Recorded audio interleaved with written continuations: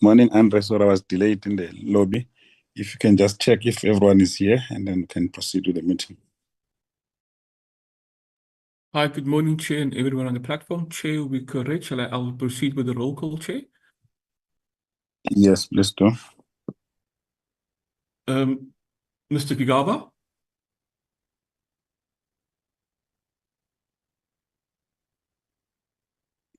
Mr. Gigaba was on the platform. Mr. Msizane? Yes, President Andre. Ms. Webster?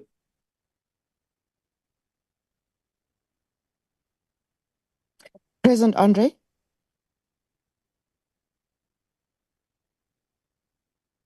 Mr. Chance? Good morning, I'm present, thank you. Mr. Langa? Present, thank you. Mr. Mdluli? I'm present. Mr. Gama? Present, thank you. Chair, those are all the names that I have on the platform at the moment. Yeah, can you check with Mr. Kigawa again? Mr. Gigaba? I see his mic is open now. Yeah.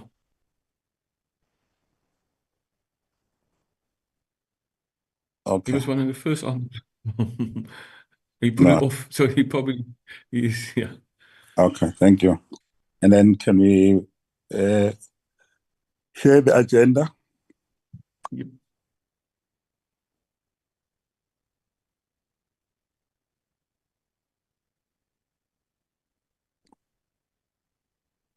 The agenda's on the screen, Chair. Okay. Can we get the mover and seconder for the agenda?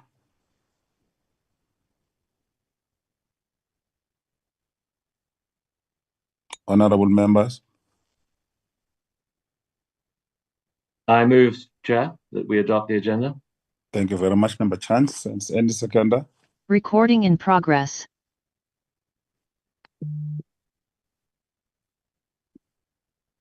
Hello, honorable members. We need a seconder for the meeting so that we can proceed. We're already late.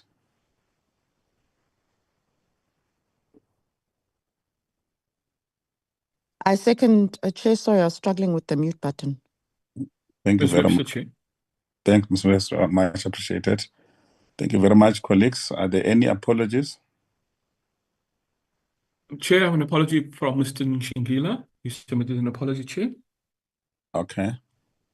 It's the only one. That's the only one that I have at the moment, Chair. Okay. Thank you very much. Thank you very much, colleagues. The purpose of the meetings today is to receive a briefing by the Minister on any amendment changes to the DTIC budget vote and strategic and annual performance plan for 25-26 financial year, as we know what would have happened. This follows up. This follow up on a committee's engagement which we had on the 22nd of April on the same matter. So we've received so we're just waiting to hear where are the areas of changes, not necessarily the representation of the whole document, because we had that. This engagement will include high-level overview of the DTIC legislative agenda, as well as amongst others. We'll also have a formal consideration of the report on the protocol on women and youth in trade and agreement, establishing the African Continental Free Trade Area, as well as the protocol on the competition to the agreement to establish the African Continental Free Trade Area. You'll recall, ladies and gentlemen, that on the 10th of June, the committee received a briefing from the DTIC on the above-mentioned protocol. In terms of Section 2312 of the Constitution, Parliament must approve the said agreement, which is important that we can then ratify it and ensure that it's processed through to Parliament. We'll also consider the outstanding announcement for now. So I'll now invite the Deputy Minister, because I see the Minister is not here, and I would have thought that there's an apology for it. I'll invite the Deputy Minister. Chair, my apologies, Chair. There was apologies on behalf of Mr. Tao as well as Mr. Gotlimpi. Mr. Tao is traveling overseas. He won't be able to join because he's got meetings starting early this morning already. Thanks, Chair. My apologies for the delay in that. Okay, thank you very much. I see DM is here, so you will assist us. We'll lead the delegation. Okay. Over to you, Deputy Minister.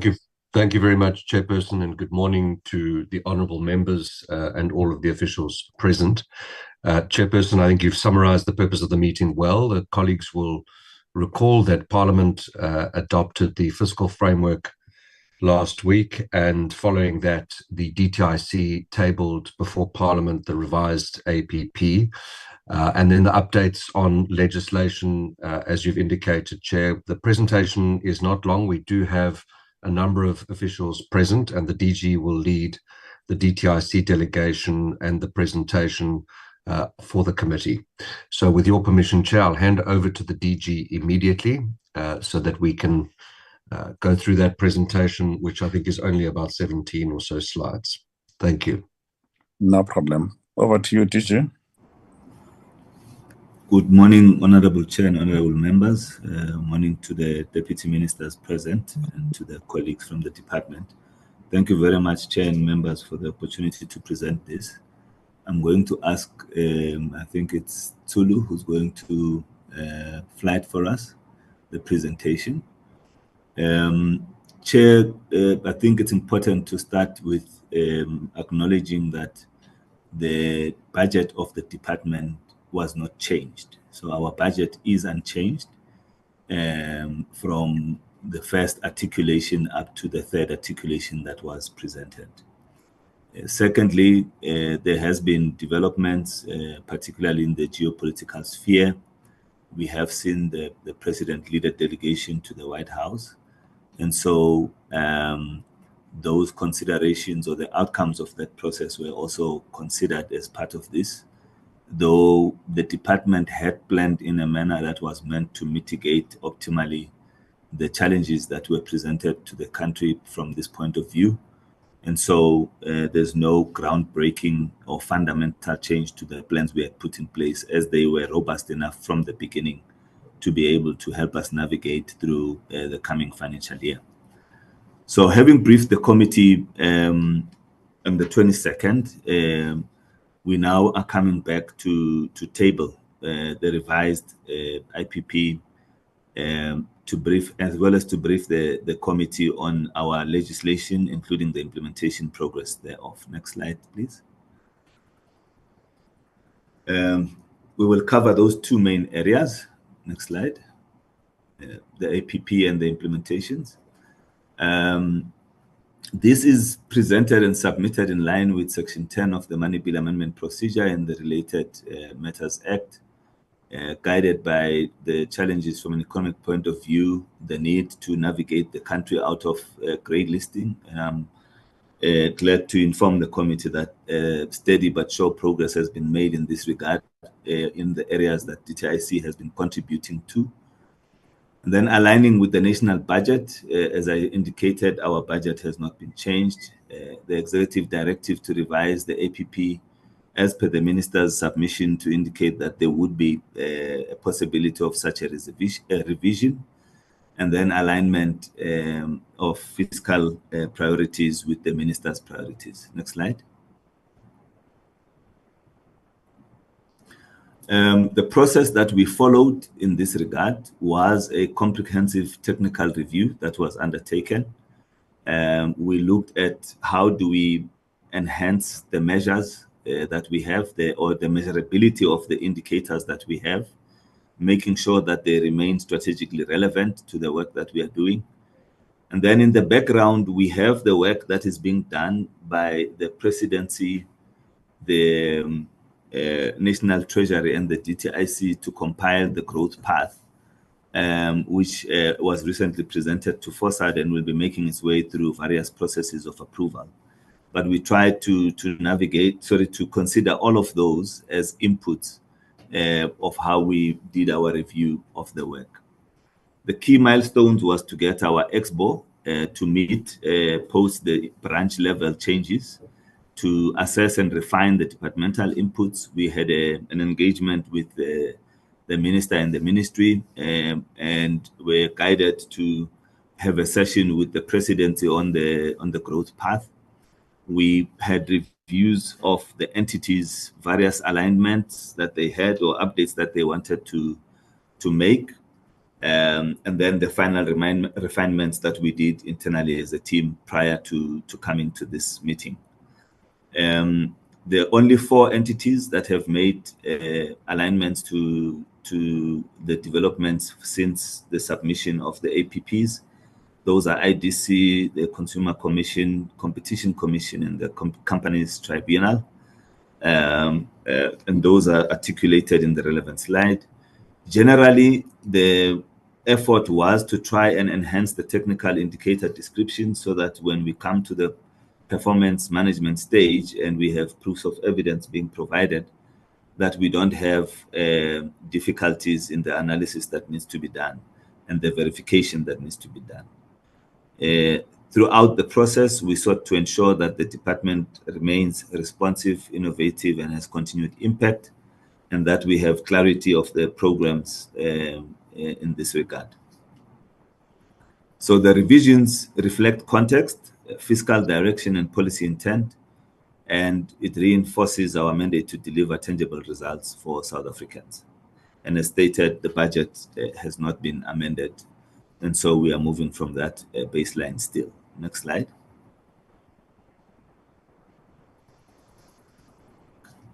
The changes per program, in program 1, we had a target that spoke to basically investigating whistleblower reports within 60 days. That's how it read originally.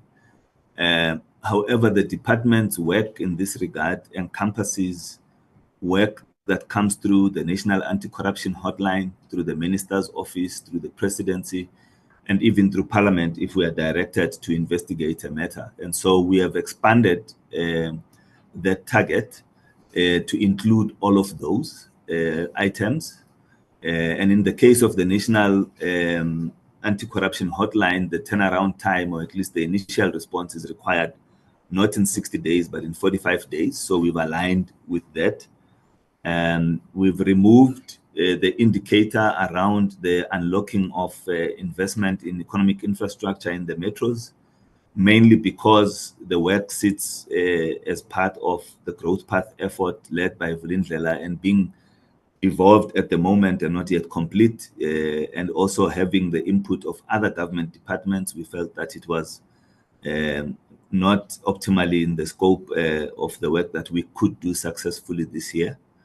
And then we've rearticulated the number of skilled internships for municipalities to focus at firm level productivity through interventions that we will do through Productivity SA. And we've increased those numbers from 80, I think, to 370, if I'm correct, the numbers that we have put there for that purpose. In program 2, we've adjusted the target to reflect developments in engagements with the US. However, the adjustment as captured, Chair, I think it reads, negotiate a framework agreement with the US to enhance mutually beneficial trade relations. And I think that adjustment was captured incorrectly. It's the only apology I have out of today's presentation to the committee, because that change will not be effected. In our discussions with Minister, he was quite clear that we cannot measure a negotiation in this regard. So the target will remain unchanged. It is not changing, for the record, in this presentation for the committee.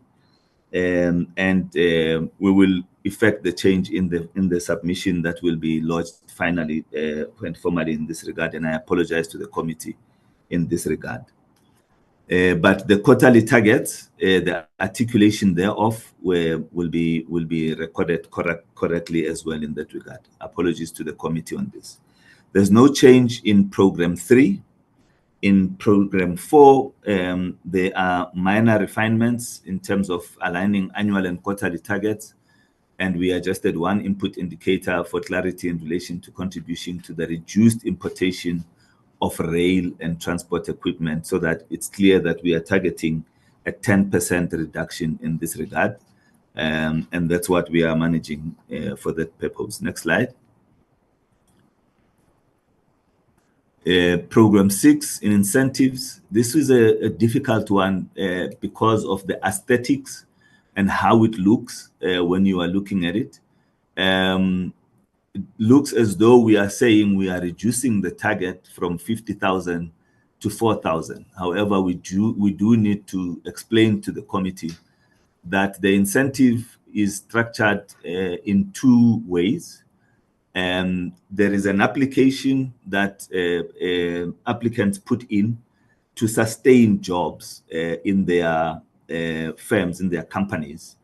And this application happens annually, and it happens on a reducing or cascading scale, where we would start at about 24,000 rands per annum to retain a job, go to 18,000, go to 12, and so on, until after about 5 years, they're no longer applying for sustaining a specific job in this regard. And the other process of application is for the creation of new jobs. And in the past, the way this had been captured after about 3 or 4 years of reporting was such that it looked as though 50,000 new jobs had been created as a baseline that we would have used. And so we felt that we needed to focus the target and direct it to the exact number of jobs that are created. The sustained jobs will be monitored through the ops plans of the branch, but the new jobs that will be created in this financial year will be 4,000 and not 50,000, as the target had included both sustained and new jobs. In Program 9, for the Venture Capital Fund, this is a multi-year target where we are currently involved in doing benchmarking and research on the creation of the fund. And so this year we'll focus on completing that benchmarking and ensuring that we have clear development implementation guidelines. And then we will see the launch of the fund in another year or so, depending on the progress that has taken place in this first financial year of that target. Next slide. And I think we are now coming to where we are presenting on the legislative aspects of the APP. Chair, this work will be presented by a few of the colleagues based on their focus in the legislation environment. We have trade, we have sectors, and we have the regulations branch itself that will be presenting. So that work will be done in the order, as I will mention, by Tumelo, Dr. Makube, as well as the trade colleagues, Ms. Elizabeth van Renen. So I'm going to ask the colleagues to take over the presentation from here, starting with Tumelo. Chair, with your permission. Thank you very much.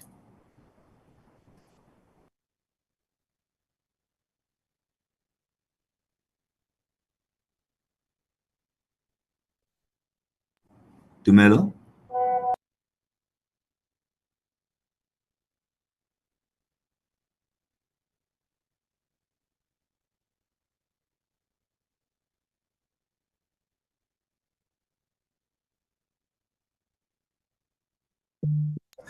Chair, I've just been informed through our liaison office that some of the colleagues are having a challenge with their connectivity. I will take the committee through the first few slides, just waiting probably for Dr. Makube or one of the other colleagues to join to take on the others. So the focus of the legislative elements of our work for this financial year, based on the work that we did as part of the 5-year strategic plan, the APP reviewing legislative work that was already in the pipeline, in the work that has been done so far, as well as the growth path anticipations that we have in terms of dealing with issues of red tape, ease of doing business, and having optimal impact on the economy by addressing legislative concerns. The result of that is the department is prioritizing the omnibus bill, which will address several regulations and amendments to specific identified acts. At the time, we have identified no less than 6 interventions in relation to omnibus that we will put through to the cluster at some point in this financial year to try and get the omnibus bill hopefully completed before the end of the financial year. This will require collaboration with the presidency as well as National Treasury to ensure that we align on how best to put the omnibus bill together. And at this stage, we have requested assistance from Treasury in terms of the compilation of this bill, especially because they put a couple of bills through Parliament annually. And so the legislative drafting team, the policy drafting team, is very strong in that department. I'm told Tumelo is online now. I'm not sure. Tumelo, are you online? Are you able to move through? Thanks, Okay. thanks, DG. My apologies, DG. With the struggle of connectivity and also the for some time it wasn't allowing me to unmute myself. I'm online, DG. Thank you, DG. Thank you, Honorable Chair and honorable members. Just to add, where DG was chair is that the omnibus, it's as a general laws amendment type of a bill, and as DG has just alluded to, Chair, that we have put together a task team that is assisting to then ensure that in 2025-26 this particular bill is prioritized. We are in the process, and just now in June we've tabled within the department the discussion document, which it's basically determining a way forward for us. And this, as DG has indicated, Chair and honorable members, it is in addition to the other legislation that would be prioritized from the department side as part of the omnibus bill, but also that the legislation and regulations that we are responsible for as the department. So I just wanted to add that, DG, and DG, I just want to confirm what you've presented and what we have presented to you as well in terms of the discussion document. We should be this year be able to come through with these bills, DG, amid a lot of engagement that has to happen, because some of the priority legislation identified as part of the omnibus do require us to collaborate and work with the different role players and stakeholders and the custodian of those legislation as we're looking at the bills and the legislation that will allow us to deal with the bottlenecks within the economy and ensure that we respond to the challenges that the economy is facing, DG and Chair. Chair, I think on that and probably with the subsequent presentation that will be done by my colleagues from the other branches, you will see that they also would then talk to specific legislation that we are also looking at together. Our task team that we have as regulation branch do have members from other branches, as DG has indicated. DG, if you allow me, then I will leave it here for Dr. Makube to then take it forward.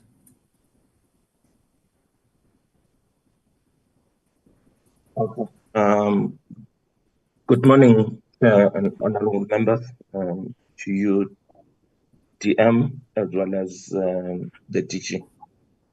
I will take you through the the amendment of the National Building Regulations and Building Standards Act, that is Act number 103 or 103 of 1997.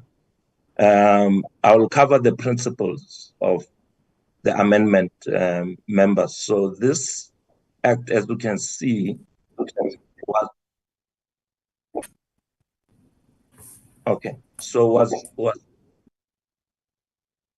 promulgated in 1997, and it precedes the Constitution. So, but in it, what is key is that because building regulations are also administered by municipalities, there was you can go through the next slide, Sulu. There was a court challenge regarding the constitutionality of the act, and it related to the city of Johannesburg having powers to pass building regulations, and the Constitutional Court ruled in favor of that judgment that this act was unconstitutional in the current dispensation because municipalities have concurrent functions to administer building regulations in terms of Part B of Schedule 4 of the Constitution. So therefore, that necessitated an amendment to this act so that there is a committee that is inclusive of other organs of states and spheres of government, and not necessarily being the exclusive function of the Minister of Trade, Industry and Competition. So this amendment then responds to that judgment, but also creates a committee that will then administer the function of building regulations and standards. Next slide, please. So I've already covered that there was a court case, Johannesburg Metropolitan Municipality versus the chair of the review board and others, and which the Constitutional Court found the act to be unconstitutional. And yeah, the next slide then it covers the process on what has been undertaken, members, to amend this act. Next slide.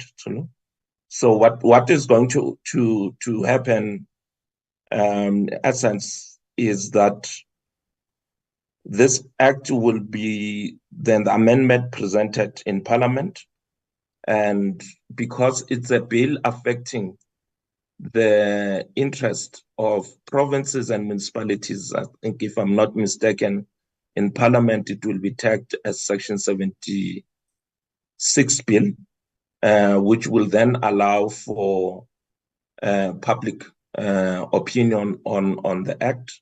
So that's how it will be processed. But what we have done so far is that we have undertaken, Sulu, next slide, sorry. You can move again.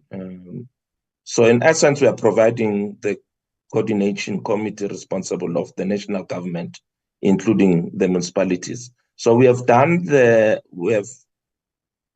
currently consulted with the Office of the Chief Law State Advisor on the legality of the act.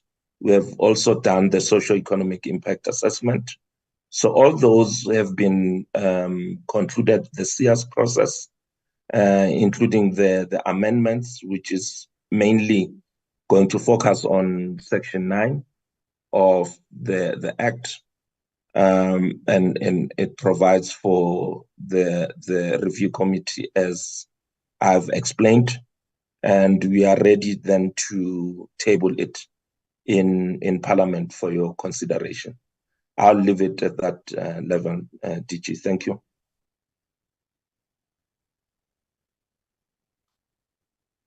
Let's hand over to Trade. Good morning, Honorable Chair. Good morning, Honorable Members, DMs, DG, and colleagues. So I'm presenting on the acts that fall under the trade branch. The first one being the Patents Act. This is, well, the Patents Bill. This is intended to repeal the Patents Act of 1978. Over the years, of course, there has been much development internationally on patent regimes, and also the so-called WTO TRIPS flexibilities, trade-related intellectual property rights. So the bill as it stands will introduce substantive search and examination of patent applications. Now, this differs quite a bit from what we have had all along under the 1978 Act, which is a depository system. It will also take various measures to make patent applications more acceptable and more affordable. The bill was already submitted to the executive authority. We are planning 2 public workshops with the World Intellectual Property Organization, WIPO. Now, these will take place in about October, September. The intention is to assist stakeholders who will be studying the bill when it is published to assist them in their comment process. So after these workshops, we will publish the bill for public comment. Then there's the Designs Act, well, Designs Amendment Bill, technically, to be correct. This makes some amendments to the existing Designs Act, and those are necessitated by the new Patents Bill. The Patents Bill provides for so-called utility model patents, where inventors can build on existing patents, and the amendments to the Designs Act would facilitate that. This bill was also submitted to the executive authority. Now, these 2 bills, the Patent Bill and the Designs Amendment Bill, are what we are prioritizing to get completed first. Then there's the Trademarks Act. There we need some amendments to the Principal Act to domesticate the Madrid Protocol. Now, the Madrid Protocol is about the international registration of trademarks. Once we accede to this, it would mean that registering a trademark would automatically give it protection worldwide. So this bill will follow immediately after the Patents Bill and Designs Amendment Bill. So we are intending to submit this to the executive authority by September of this year.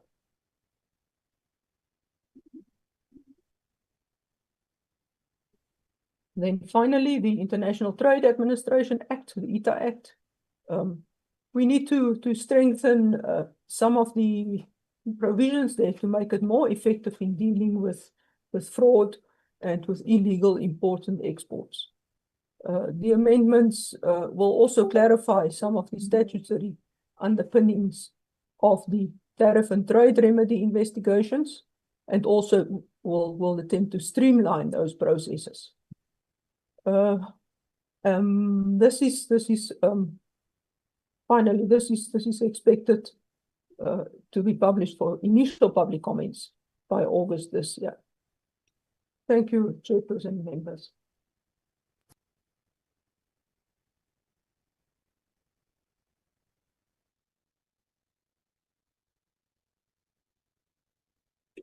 Thank you, Chair. That marks the end of our that marks the end of our presentation, Chair.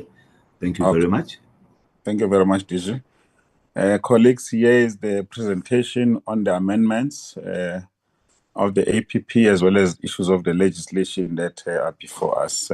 Can we get a quick bite on your part? Andre, you'll help me with the hands so that I can streamline No problem. According to how they're coming up. Ms. Musikatsi, Chair. I just want to get all the hands. Mr. Chance. Yes, that's in that order.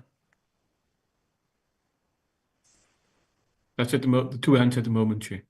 Okay.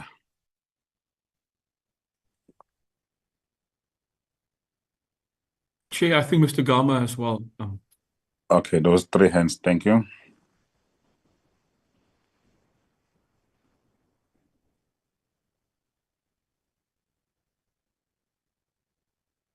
Yes, Ms. Mutsagatsi. Thank you, Chair, and good morning to the members and the DG, and also all officials present on the platform. Let me also start by welcoming the presentation. My question on the presentation, Chair, it does indicate in terms of entities that has registered or aligned themselves, but my question is on the entities that has not yet aligned themselves with the revised framework. My question is there any mechanisms or is there any time frames for those entities that has not been aligned yet to be aligned with the framework? Thank you. Thank you very much. Member Chance. Thank you, Chair, and thanks to the DG for the presentation and for your colleagues. First question, excuse my ignorance, but I'm not sure what an EXBO is. EXBO, if you could just explain that for us, please. And then the national growth path is also something which we don't know much about. Is it sitting in cabinet? Where is it sitting at the moment? And if you recall, there was this thing called the new growth path that was set up, I don't know, 15 years ago in the 4th Parliament. I hope it's going to do a better job than that, because it sort of didn't really make any headway with creating economic growth. What are the elements of the new growth path? If the DG or maybe the Deputy Minister can possibly help us with that. The National Anti-Corruption Hotline, do you have any information on how many calls have gone through to that hotline? I see what the target is, 65%, which is a pretty low number, actually, in my view. It seems to me that whistleblowers have really got a raw deal at the moment, and we're now dealing with the fallout from the National Lotteries Commission whistleblowers who are in dire straits. That's an issue which this department needs to also take account of. Is what are the numbers? How many calls have been received, and how many of those have been followed up? Then on the 10% reduction in transport equipment imports, is that a KPI that is necessarily going to suggest a growth in local manufacture per se? Because reduction in imports doesn't necessarily mean that they're substituted by local manufacturers. It's possible that there's just less imports because there's less business happening. Perhaps you could just comment on that for us, please. And then the 4,000 new jobs created in global business services, how does that compare with the new jobs created in previous years? Then on the VC fund, I'd like to get some understanding of how that relates at all to the work that the Department of Small Business Development is doing on the Startup Act, and what conversations are happening with the South African Venture Capital Association and also the startup movement. And if you see a correlation between the Venture Capital Fund and any other legislative changes that are necessary to stimulate startups in this country, including, for example, exchange controls as related to intellectual property and other matters. Then on the legislation, the omnibus bill, I'd be interested to know what pieces of legislation are anticipated being amended in terms of what was referred to as General Laws Amendment Bill by Tumelo earlier. And then finally, in terms of legislation, I see that there's no mention of any attempt to revive or to implement the 2008 National Gambling Amendment Act. And the reason I ask that is because there's a huge public call for changes to legislation to regulate interactive gambling, remote gambling, online gambling, however you like to call it. And the figures that are being quoted at the moment of anything up to 1.4 trillion rand of expenditure on gambling is a mind-boggling sum. And it seems that there's a gap in understanding between the role of the National Gambling Regulator, the National Gambling Board, sorry, and the provincial gambling boards in streamlining legislation. I'd just like to get any indication as to whether the department does have that in their sights, and if not, why not? Thank you very much, Chair. Thank you very much, Member Kama. Chair, I have not at any point raised my hand. Oh, okay. Chair, Mr. Mdluli. Mr. Mdluli. Hi, Chair. Thank you so much for the recognition. I just have a few questions here, Chair. And the first one is with regard to the GBS incentive targets. So the GBS incentive target was slashed from 5,000 jobs created and sustained to 4,000 new jobs. Why should we accept this dramatic reduction as acceptable? And furthermore, what remedial action is being taken to improve program delivery? And the second one on that GBS incentive target, Chair, is how did the DTIC arrive at 4,000 as a revised GBS job target? Is this figure driven by fiscal constraints or by underperformance? The third question, Chair, is with regards to the court cases related to the Building Act. What has been the financial and reputational costs to the states due to the DTIC's failure to act sooner? The other question, Chair, is with regards to, let me see, okay, as with regards to the ITA Act, Chair. What specific loopholes or regulatory weaknesses in the current ATA Act are enabling fraudulent imports and exports? And secondly, why has it taken more than 20 years to address them? Thank you very much, Chair. That's it for now. Thank you. Do we have any other hands? No other hands, Chair. Okay, no, that's fine.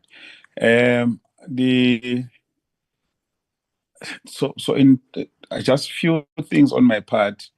I know that in recent times when we're presenting the Transformation Fund, somewhere I might not put it verbatim. Somewhere we indicated that this target we are unable to meet of raising the amount, whatever the amount was, for this financial year, for the reason that was stated.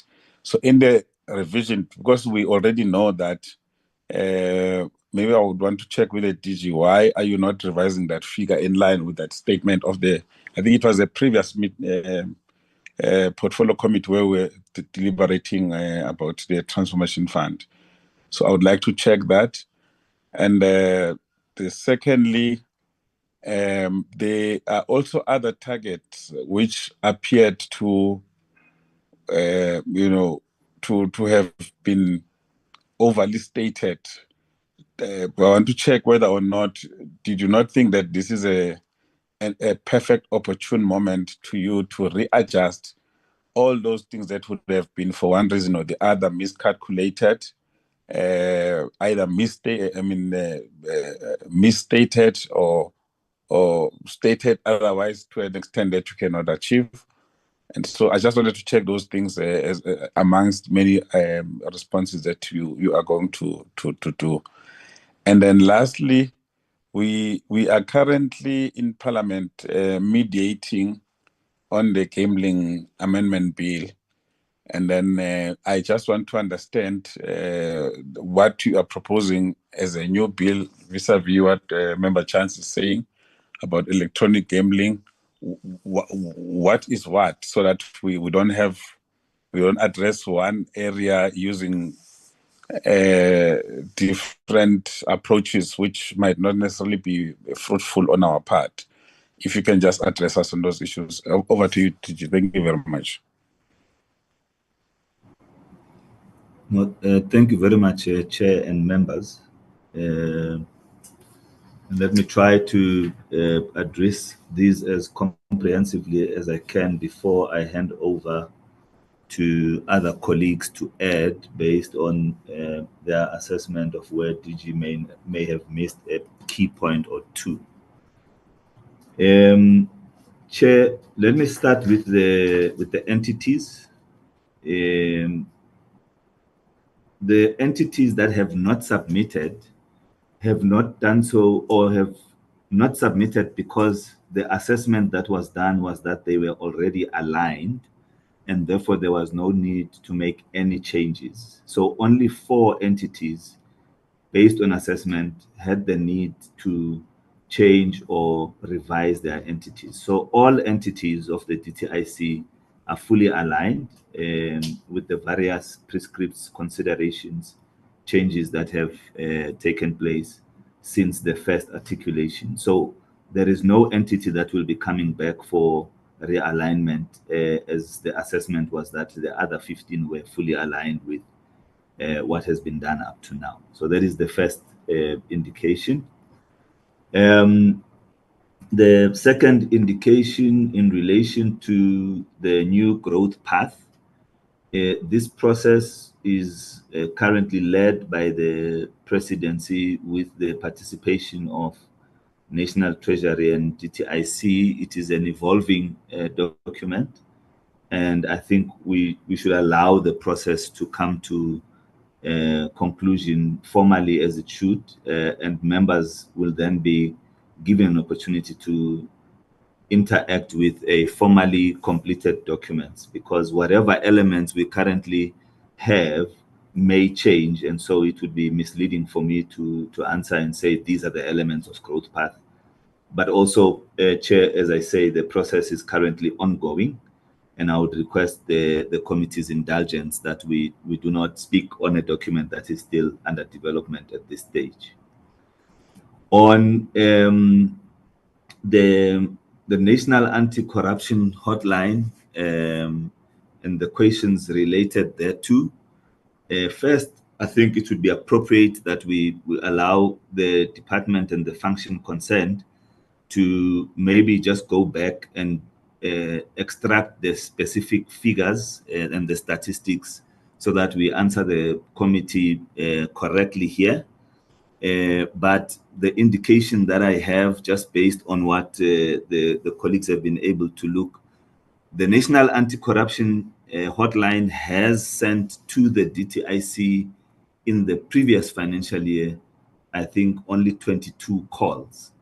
And that's what was all we got. But also the indication is that many of these calls that come through are actually do not warrant an investigation, because many of them are related to phishing and tender fraud that is incorrectly submitted through the hotline, or is actually facetious in this regard. And so, though the numbers can look like they are a lot, if you do have access to them from a national point of view, but the ones that eventually get investigated are normally the ones that are assessed to be appropriately put together and worthy of an investigation.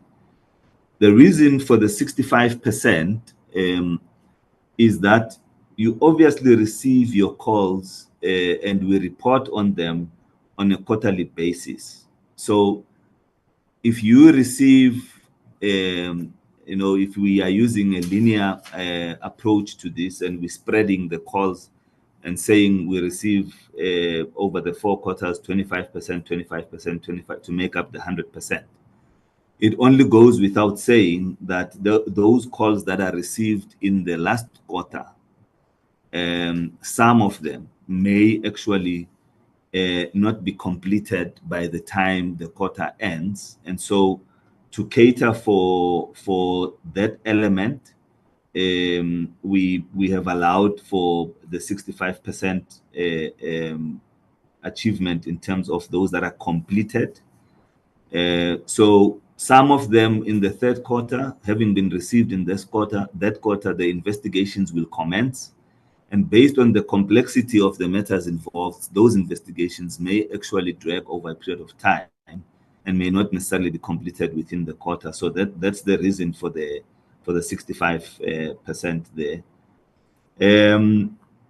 The 10% reduction in imports, correctly, the observations that the member is making, it it is indeed possible that it may be due to reduction in business that is being done, and not necessarily always linked to local manufacturing. But I think our attitude and approach here is that we are pushing for designation and localization. And so the reduction in imports should correlate to some measure with increased local procurement in this regard as well. So it's all of those factors that we have to take care of as we are addressing the various challenges that are faced with or that are facing local manufacturers. The other issue that was raised in relation to the legislative side of things, the omnibus bill, there's a range of acts that are currently being considered for inclusion in the omnibus bill. So from the Legal Metrology Act, the Companies Act, the Draft Trafficking Act, Infrastructure Act, Land Alienation Act, the commercialization of cannabis, intellectual properties laws, the Liquor Act, which is already on the go, and a few others. So there's a whole range of acts that we will look into. It does not mean that all of them will end up in the bill, but the effort is to try and do an assessment on all of these and see how best to utilize them for the impact that is required. And they have been structured in a way that is targeted. So there might even be an outcome where we have multiple omnibus bills addressing specific factors. So as an example, to try and intervene in the cannabis environment, we may focus just on the acts that impact on cannabis as a sector. So you may have a cannabis omnibus bill, but that decision has not been made. At the moment, we are looking at an overall economic or economy-wide and focused omnibus bill. So we will have the decision made in the next few months on exactly the scope of that bill. When it comes to the jobs in the GBS environment, and I think DDG Malebu may be with us on the platform. The alignment based on analysis that I have seen being conducted within the department is that in 2023-2024, brand new jobs that were created were 5,000 jobs, and 47,000 were sustained. In 24-25, 4,600 jobs were created, and the target for this financial year is 4,000 jobs created. Now, this in principle is obviously aligned with what is budgeted or allocated in the budget on the one part. It is also aligned with what the companies apply for as well, because we respond to applications from the companies. And as I tried to explain earlier on, Chair and members, the change is largely linked to separating the sustained jobs from the actually newly created jobs. And so the interpretation that the target is reduced from 50 to 4 is informed by that analysis, and not so much that there are fewer jobs being created in this sector. And we must say, Chair, I mean, this is the one sector where we have a backlog. At my last check, we had a backlog of about 1.2 billion rands in approvals that we still needed to do. So we have to choose between also clearing that backlog and focusing on new applications that are coming through. We are trying to get funding into this sector. Initial efforts to date have not been successful, but those efforts will not be ceased anytime soon, and we will keep the committee appraised on this. On the mediation of the Gambling Act, Chair, I think I'm going to request the colleagues to provide that feedback. So the branch, I'm going to ask them to speak to that in terms of alignment with changes that have happened in the sector in terms of online gambling and so on. My only concern at the time of reviewing this ahead of the mediation was around some of the recommendations around the structuring of the gambling board. And those, I think, have been duly processed in the mediation process. In terms of not revising other targets, Chair, we've had a very difficult discussion in the department, in and amongst ourselves and with the entities. It is easy to change a target and then, in the same way that we are now being challenged on the 4,000 jobs, that we do that, and then it becomes a challenging discussion even with the committee. But we did not change targets because we are avoiding a robust discussion with the committee. We did not change those because the department remains committed to applying itself to achieving those targets. And the original articulation of the APP, informed by the resources that we have at our disposal, and with an unchanged budget, meant that we believed that we could still achieve some of those, or most of them, and we will probably get a sense towards the second and third quarter of how well we are performing in that regard. So, Chair, that's how I would try to articulate this in response to the committee's engagement with us on this. And with your permission, Chair, I would like to maybe ask that one or two of the committees supplement my responses in this regard. I'm not sure, colleagues, if there's anyone specifically. I think on the Gambling Act, I would need an input.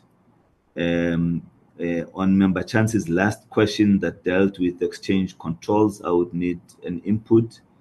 And on the questions that were raised, I think it was by Member Mhluli, particularly the last two in relation to IT, the Act, the International Trade Act, and the financial implications of the delay. I would request the colleagues to also just make an input there, with your permission, Chair. Thank you. So I'm not sure, colleagues, who's going to go first. Please raise your hand so that you can be recognized.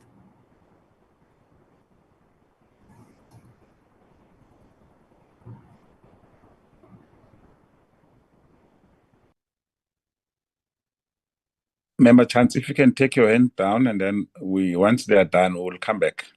We still have time.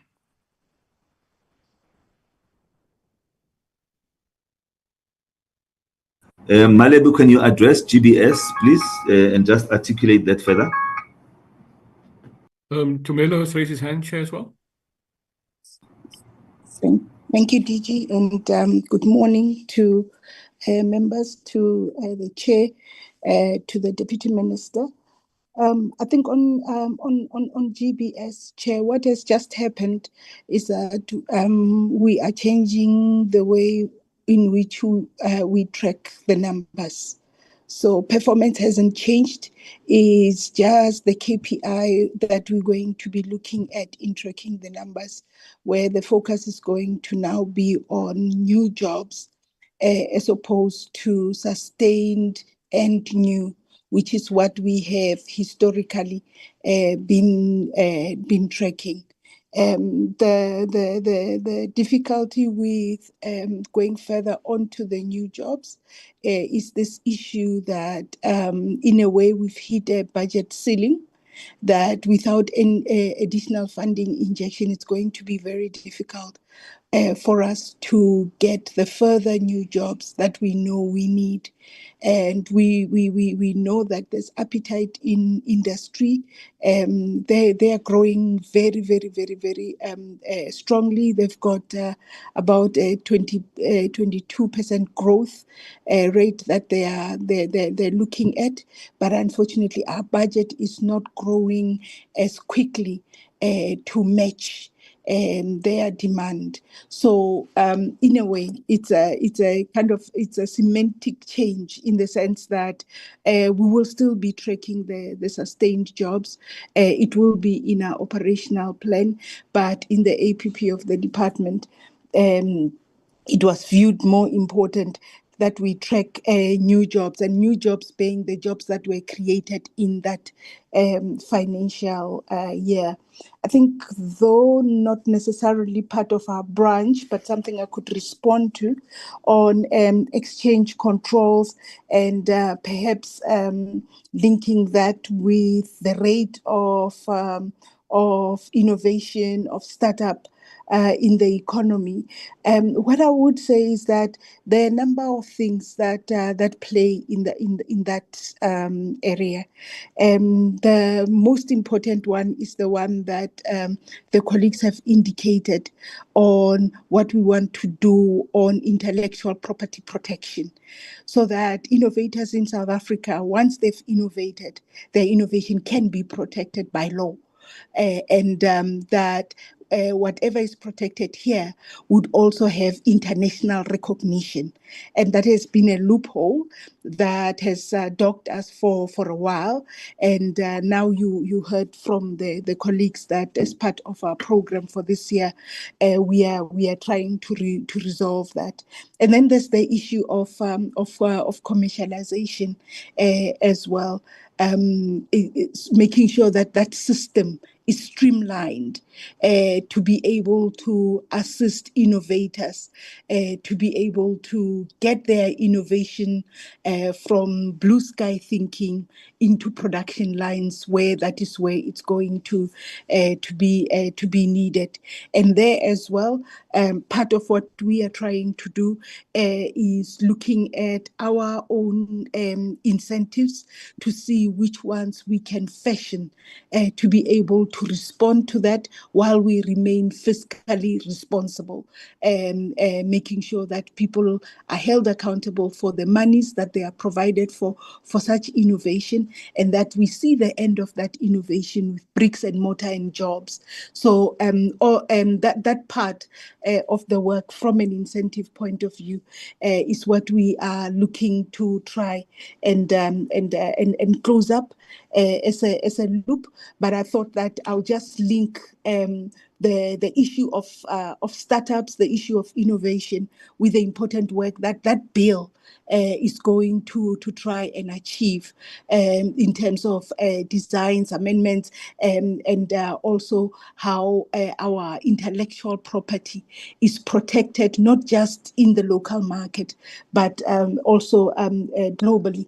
And then maybe DG, if you would allow, Stephen may want to talk to the issue of the venture capital movement, which was also one of the questions that Member Chance asked. Thank you very much.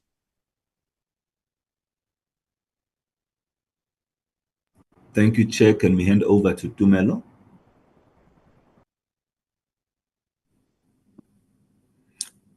Thank you, DG. Thank you,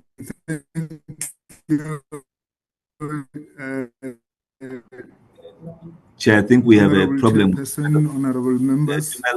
Tumelo? Minister, thank you. Can you hear me, DG? Can you hear me? Okay, now it's better. Can you Please hear me? go ahead. Can you hear me, DG?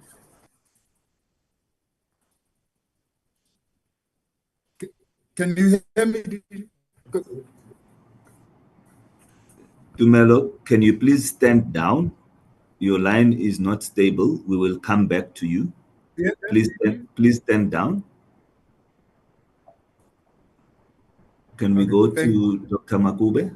Thank you, DG. Thank you, DG. Just to then answer the question raised by Member Mluli regarding the cost associated with the delays on amending the Building Regulations Act. So through CS, an analysis was done on the cost of amendment. And I can say that there is no direct estimation in terms of the costs per se, because the nature of the challenge is regarding the administrative powers of the Minister of the DTIC versus the powers of municipalities in particular, regarding the powers to approve business plans.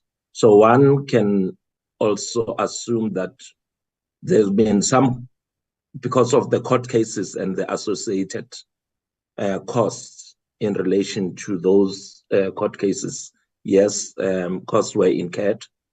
But in the main, this is more about the administrative processes and creating certainty in terms of, the powers by different spheres of government in relation to the approvals of business plans. So the direct estimation of the cost is not there. But again, Member Mdluli, the other factor that led to the delays, because the first judgment that was brought by the Constitutional Court in the Johannesburg matter related to the amendment to Section 9. But in 2023, there was also another case which involved the city of Cape Town.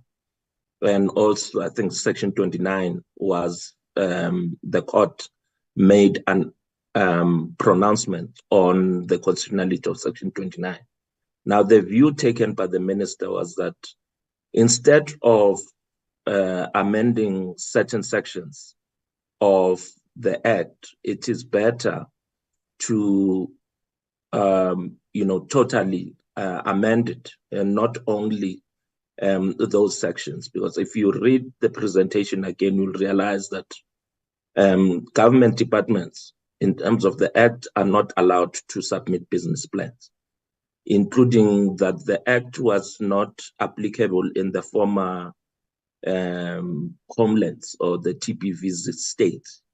So then in rationalizing the Act, it is important that we do the coverage properly, that including government departments must submit the plans, and that we formally apply the Act in the former TPVs state, because in terms of the jurisprudence in South Africa, if the Act is not amended, it remains as such, whether it was passed before the new dispensation, democratic dispensation, or after. So it is important that we do the amendment in a proper manner. And yeah, we can also provide additional information if is so required by the committee. Thank you.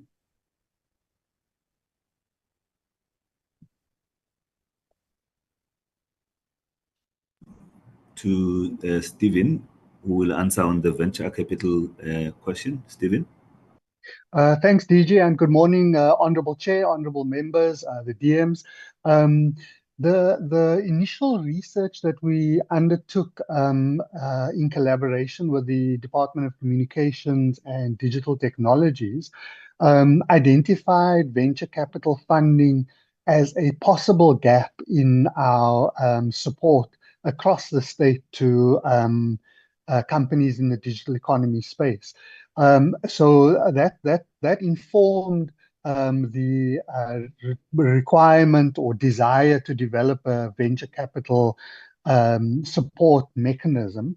Where we are at the moment, and the reason we've changed it from the initial APP to a global scan in the current APP, is that we felt we needed to do a bit more consultation with both the Department of Communication and Digital Technologies as well as DSPD our overall sense is that the DSBD fund targets youth startups primarily, and we thought that perhaps a broader venture capital fund might be required. So the APP currently makes provision for us to undertake this global scan of what other countries are offering, and then to look at whether there are gaps. And if there are gaps, how best we can fill them with a view to cost effectiveness and efficiency. And the idea would be that if a company, whether it's a small company or a slightly larger company, wishes to develop new software products or new platform opportunities, new digital products, that we are able to provide the same kind of support that we would be providing to manufacturing enterprises, agricultural enterprises. We're able to provide that to digital economy companies as well. So, Chair, I'm hoping that responds to Honourable Chance. We're certainly not going to duplicate what other departments are providing. As always, DTIC, through the economic cluster, will be working with other departments, but we felt that a strong enough case had been made through engagements with companies, through the research that was undertaken in the Digital Economy Master Plan run-up, to begin work in this area with a view to a product of some sort being made available. Thanks, Honourable Chair. Thank you, DG.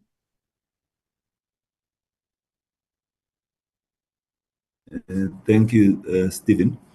Tumelo, can we give you one more try? And if you fail, then we will have to just intervene or mitigate differently. Tumelo?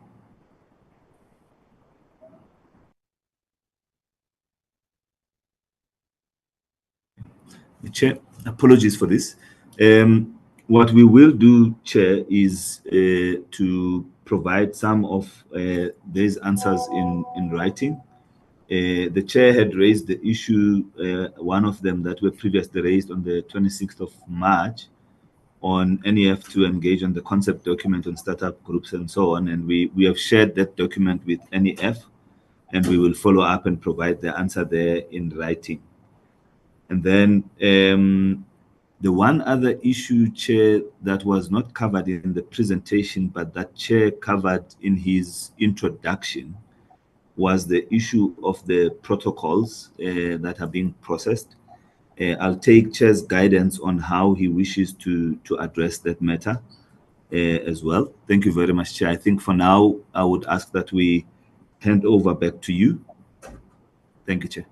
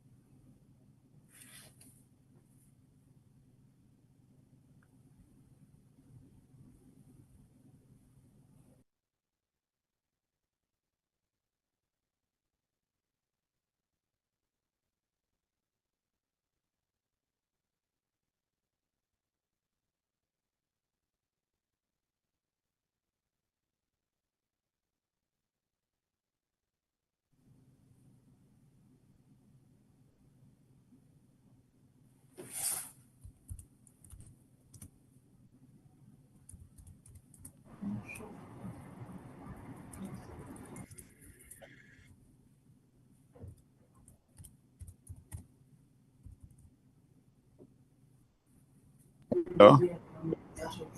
Are you done, DG?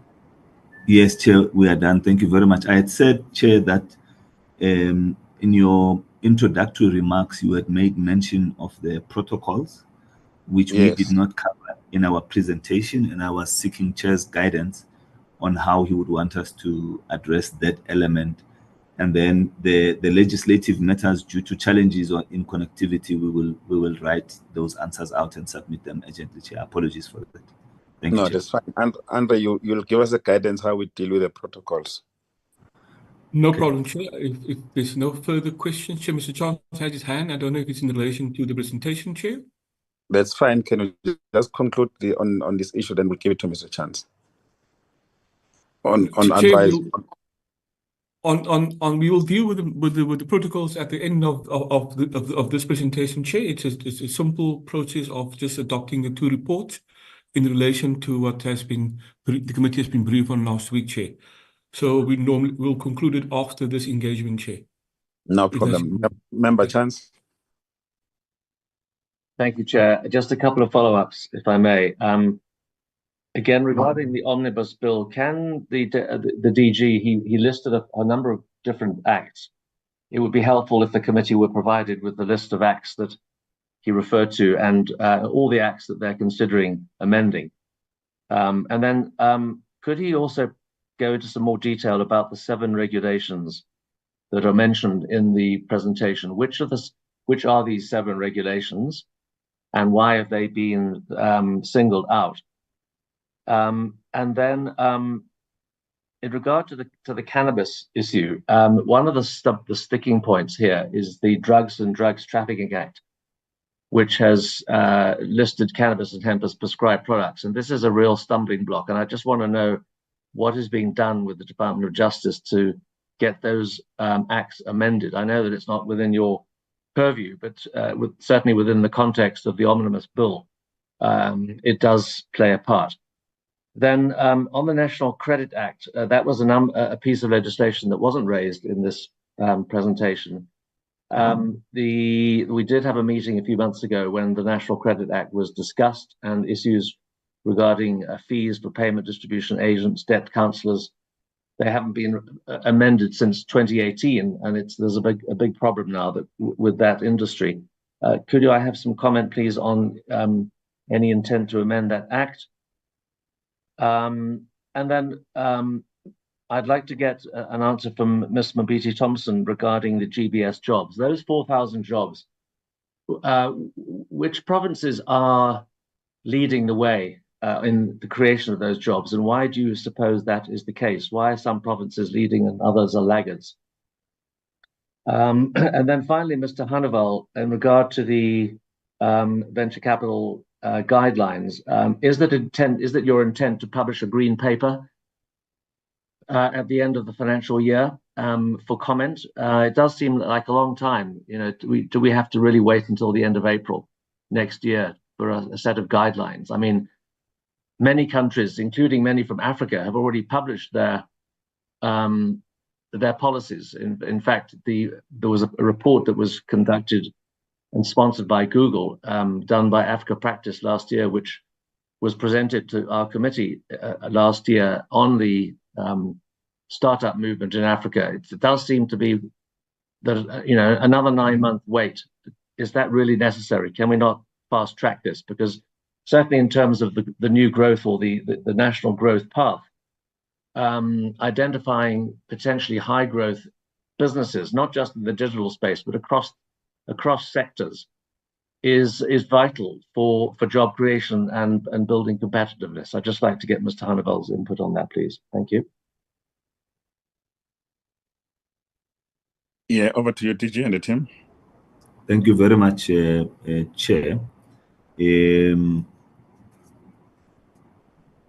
We're going to give one final try on the 7 regulations. Tumelo, can you address that quickly?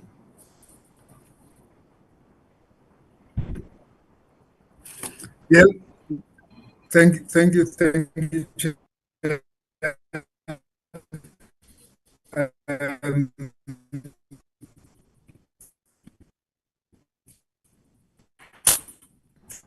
Chair, with you. DG, yes, Chair. I think as a matter of principle, I think we'll really appeal that the members of especially people who know they're going to be presenting, to probably go to their workstation at work, because we are not going to allow this. It's been going on for long, and this member ought to have known his connectivity. We all know our connectivity at homes. So really, I think we want to appeal to you that you advise the team that if they are presenting, they must go to their offices where the network is not going to be problematic. Please, we can no longer accept this presentation. It's either we get someone who's on the platform to do it, And otherwise, we can entertain it some other time. And I don't know how material it is in what is being presented today. Thank you. Thank you very much, Chair. And without seeking to justify or make an excuse, the member is actually in his office. The campus was undergoing some work on the ICT infrastructure things over the weekend. Maybe what would have been best was for him to join me in the office, but he's actually sitting in the office, and we're having challenges with connectivity from different locations. But we apologize, Chair, and we'll make sure in future that we try to be in there.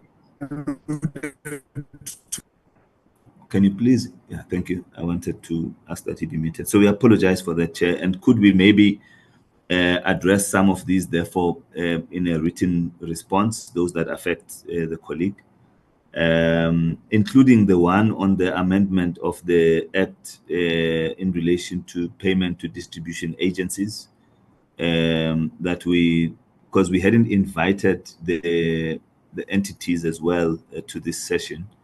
So some of those answers may have to be checked and articulated properly in consultation with them as well, with your permission, Chair. Stephen, can you address the venture capital one in terms of the timeframes? Thank you.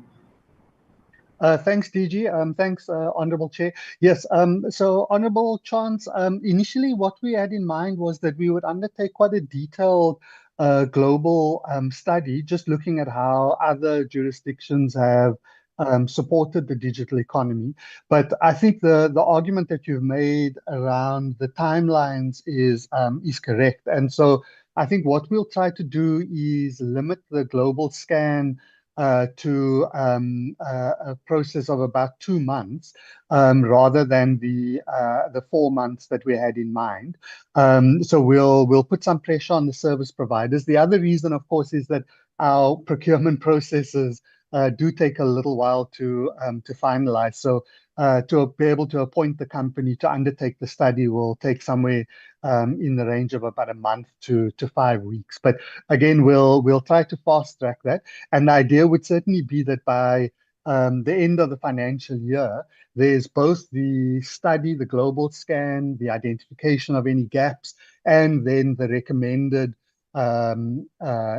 mechanisms, interventions, if you like, to fill those gaps that would be available for consultation and for comments from particularly business and other stakeholders. So we'll take the advice of Honourable Chance and really try to expedite the process.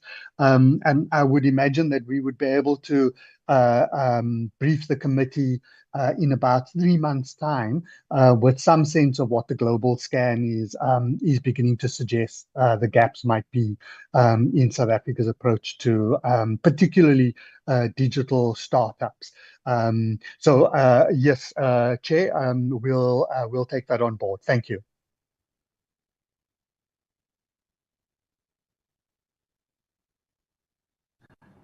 Chair, on the list of acts in the omnibus bill, I think, as I said, that list is not final. The articulation was just to give an indication of what we are considering. And so, Member Chance may want to hold us to 10 acts that we mentioned today when we finally decide to prioritize those that impact optimally on red tape and enable us to improve ease of doing business. So I would request that we allow the team to at least firm up the work that they are doing, so that when we say we are going to do these acts, we can also explain why them and why not others in this regard. And this doesn't mean that ongoing regulatory reform and amendments of various acts as they currently are in process will be stopped. The branch will continue to work on all regulations and amendments that need to be done. And the omnibus bill will be firmed up in a couple of, or in a month or so from now, in terms of the scoping thereof, and then we should be able to give some indication to the committee in this regard. It's a plea, and we thank the committee in advance. In relation to the Drug and Drug Trafficking Act, Chair, all resultant and consequent regulatory reform that is meant to enable the growth of the cannabis sector can only be effected once the regulations on the Cannabis for Private Purpose Act have been made public. Both acts, the Cannabis for Private Purpose Act, as well as the Drug and Drug Trafficking Act, are the purview of the Department of Justice, with whom we have regular interaction to ensure that they continue to work with the same agency on the act that is afflicting us as a department from a performance point of view. And I cannot speak on behalf of or commit the Department of Justice on this platform. Suffice to say that we expect those regulations to be issued for public comment either before the end of this quarter, which is in a couple of weeks, or early in Q2, depending on progress that has been made. There are one or two issues that the ministers in their meeting on this matter requested the Department of Justice to address, and they are currently trying to address those matters. With your permission, Chair, on the role of the provinces in the creation of jobs in the GBS environment, I'm going to ask the DDG Malebu to maybe give us an answer. DDG? Thank you, Chair. Thank you, DG. Thank you to Member Chance for the question.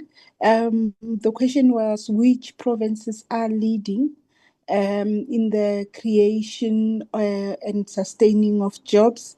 It's maybe, let me call them cities rather than provinces. It's Johannesburg, followed by Cape Town, and then followed by Durban. Then we've got some newcomers, new tier 2, we would call them, cities that are coming on board. Port Elizabeth is one of those, and within the Joburg, Gauteng area, there's also Tshwane, which houses a number of highly technical jobs that are also linked to manufacturing. And the difference between these cities and the cities where we don't get these jobs is largely stability of infrastructure and also availability of talent. But what we also are now seeing is that because of the intensity of competition of jobs in the cities, there's now a look away towards the tier 2 cities. And then there's also an important development taking place where the outsourcers are looking for making sure that the work is done as close as possible to where the workers live.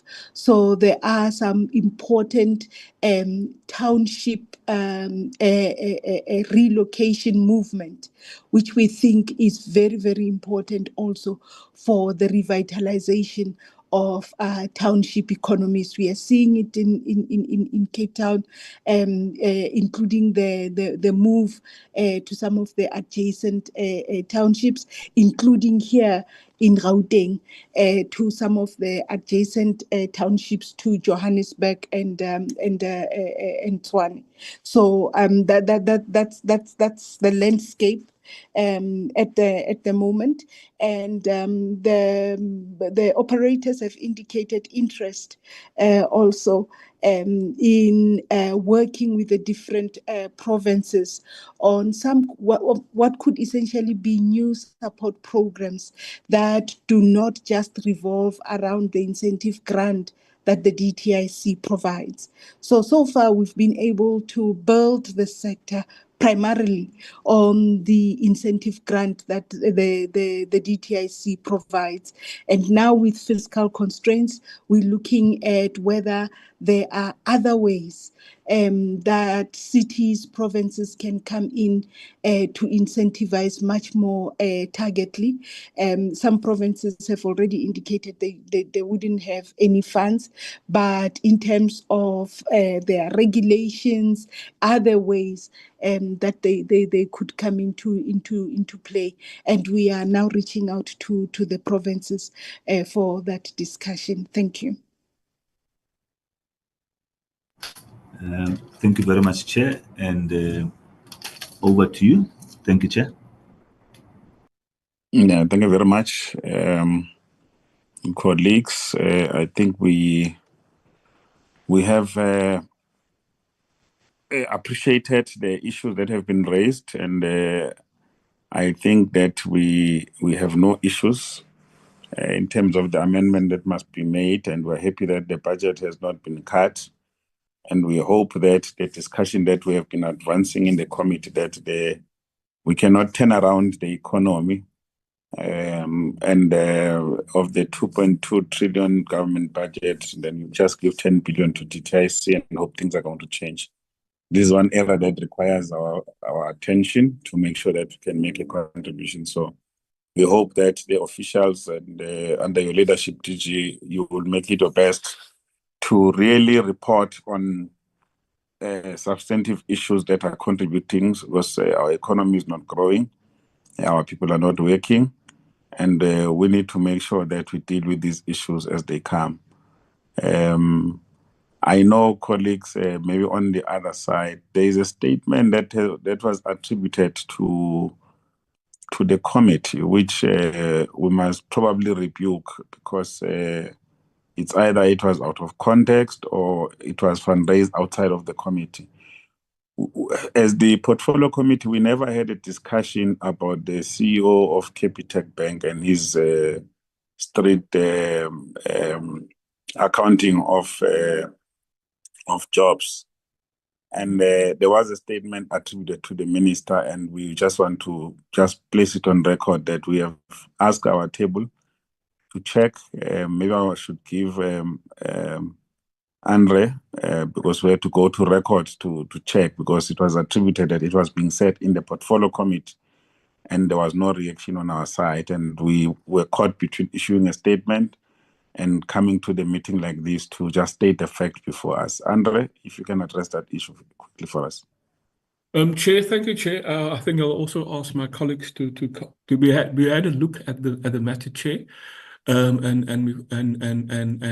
I think if Margot and Sekwanda can come in, they can give them more detail. But the committee never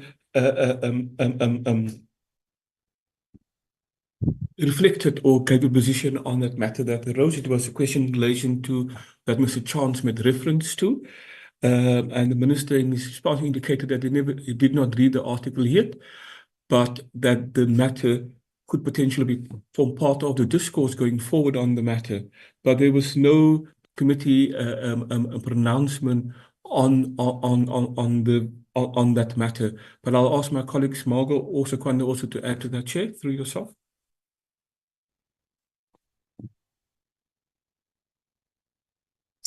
Chair, I think Mr. Hermans has in fact properly covered the matter. I don't think there's a need to add anything extra. Suffice to say that it was a question raised from one of the members that the minister was responding to.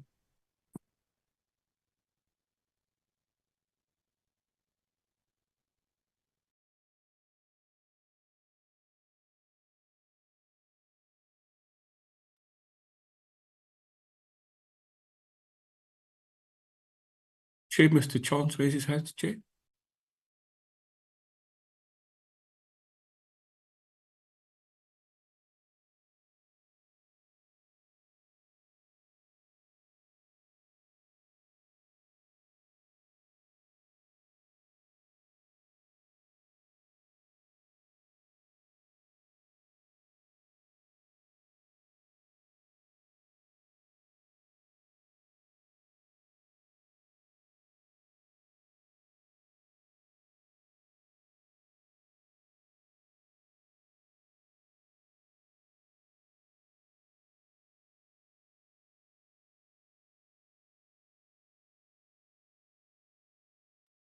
Not sure if the chair has seen my hand, Andre, but I'll wait for his. Go ahead.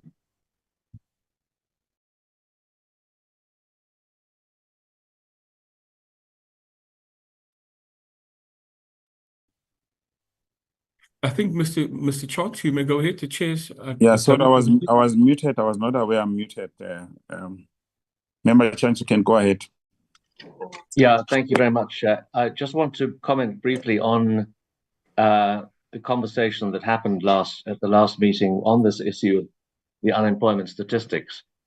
And as members will be aware, and the department will be aware, it did elicit a very significant response from lots of people, including the past Auditor General, sorry, the past Statistician General, the current Statistician General, commentary from all over the place. And I think what it does raise is the importance of accurate statistics and the commonality of definitions of what, for example, is regarded as a self-employed person, an informal worker, and so on. And I think the department it's important that the department and Stats SA are on the same page here, as well as the Department of Small Business Development. I remember early on in the 2014-2019 Parliament, the fifth Parliament, when I was sitting on the Small Business Committee, the Statistician General, Mr. Lahotler at the time, said that it would require roughly R1 billion of expenditure to do a full analysis, a full survey of the business landscape to understand the real statistics, because the numbers that are being quoted are very interesting. I mean, Mr. Fourie quoted 3 million formal businesses, 3 million informal businesses, but the SBI said that there were only 600,000 tax-paying businesses, which, you know, is a much smaller number than Mr. Fourie was quoting. So again, what constitutes a business? Is it a business that is paying tax? Is it a business that is registered with the CIPC? So yeah, I don't think that this debate should be closed down at all. I think it's important that the Minister and the department and we as a committee look in more detail at these issues, because the fact is that South Africa's informal economy does provide an important safeguard for many people who are excluded from the formal economy. They may be looking for a job, they can't get a formal job, and so they get an informal job. And those businesses need to be supported in some way or fashion. So that's my input. And I didn't make a statement, by the way, on this issue. I just asked a question that was reported quite widely in the press. Thank you. No. We're fully aware. That's why we're trying to correct the narrative that we had a discussion when it was actually a question. Just as a matter of, as a matter of fact here, we do subscribe to the Stats SA information as an official statistics. We are not going to unless we are persuaded by a presentation that indicates otherwise. We're not going to be persuaded by the Capitec Bank CEO just standing and shouting with a loud voice that statistics are as he has presented. I think that's very problematic. So yeah. That's yeah, one. If I could just chip in quickly on that point. Yeah. Sorry. Yes. You're probably aware that Gigi Alcock, who's a prominent practitioner in the township economy, in the rural economy, has made the same point in his books, Cars Economics. And I don't think it's right that we should just accept that Stats SA is correct. We need to understand their methodology, and we understand what it is. But maybe Mr. Alcock and Mr. Fourie need to come and present to the committee, and not just be shut down, because these are very important issues that we have to understand. And I'm not criticizing Stats SA, but it's the methodology that we need to understand. And if there is commonality or not, we need to unpack those so that we can be quite clear about the numbers we're dealing with here.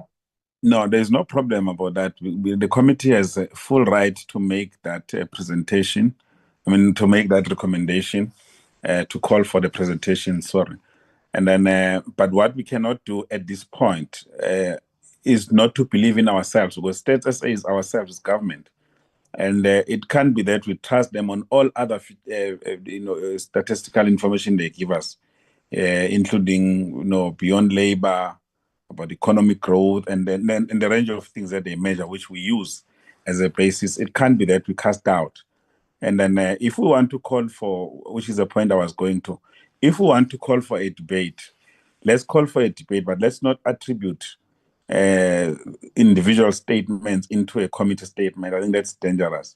That's a point we must raise. So if we want to make a proposal, we will be very keen to engage the Capitec CEO and his team on their statistics. I can tell you, Mr. Chance, with my eyes closed, you can go to any township here in South Africa, any day that you like, and just, you don't even have to slaughter cows. Just say you are calling people to a biggest venue anywhere and say it's about jobs and see what's going to happen.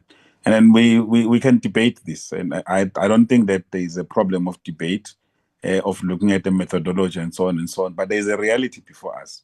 Our people are not working, and that's not going to change. So we can call, if you want to call it. If there's a second, I don't think anybody will be afraid to have this kind of debate, so that we put closures in this matter, because we're a very important committee of parliament.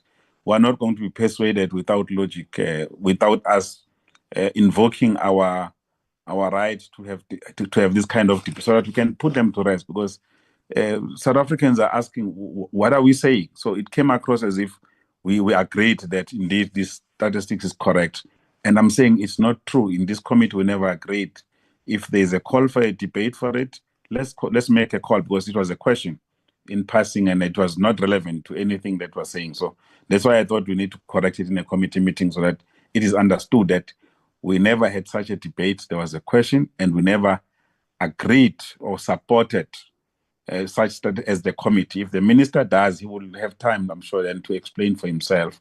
But as a committee, as a custodian of this committee, I will not agree that we go ahead and attribute things that were not being said in our meeting. I think that's the point I wanted to make. So if there's a proposal, I will allow, and then we can conclude on this matter. Member Chance?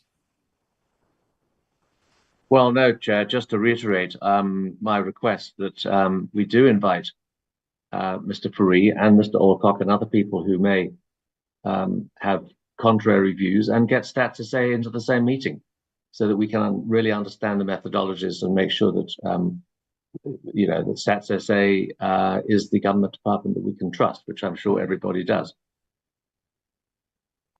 No problem. Are there any seconders for this motion to invite these two individuals and Stats SA? I second that, Chair, but would also have to add that we also invite Professor Harun Barat from UCT, who wrote an interesting op-ed this morning on Business Day, that he also be present in the meeting. Thanks, Chair.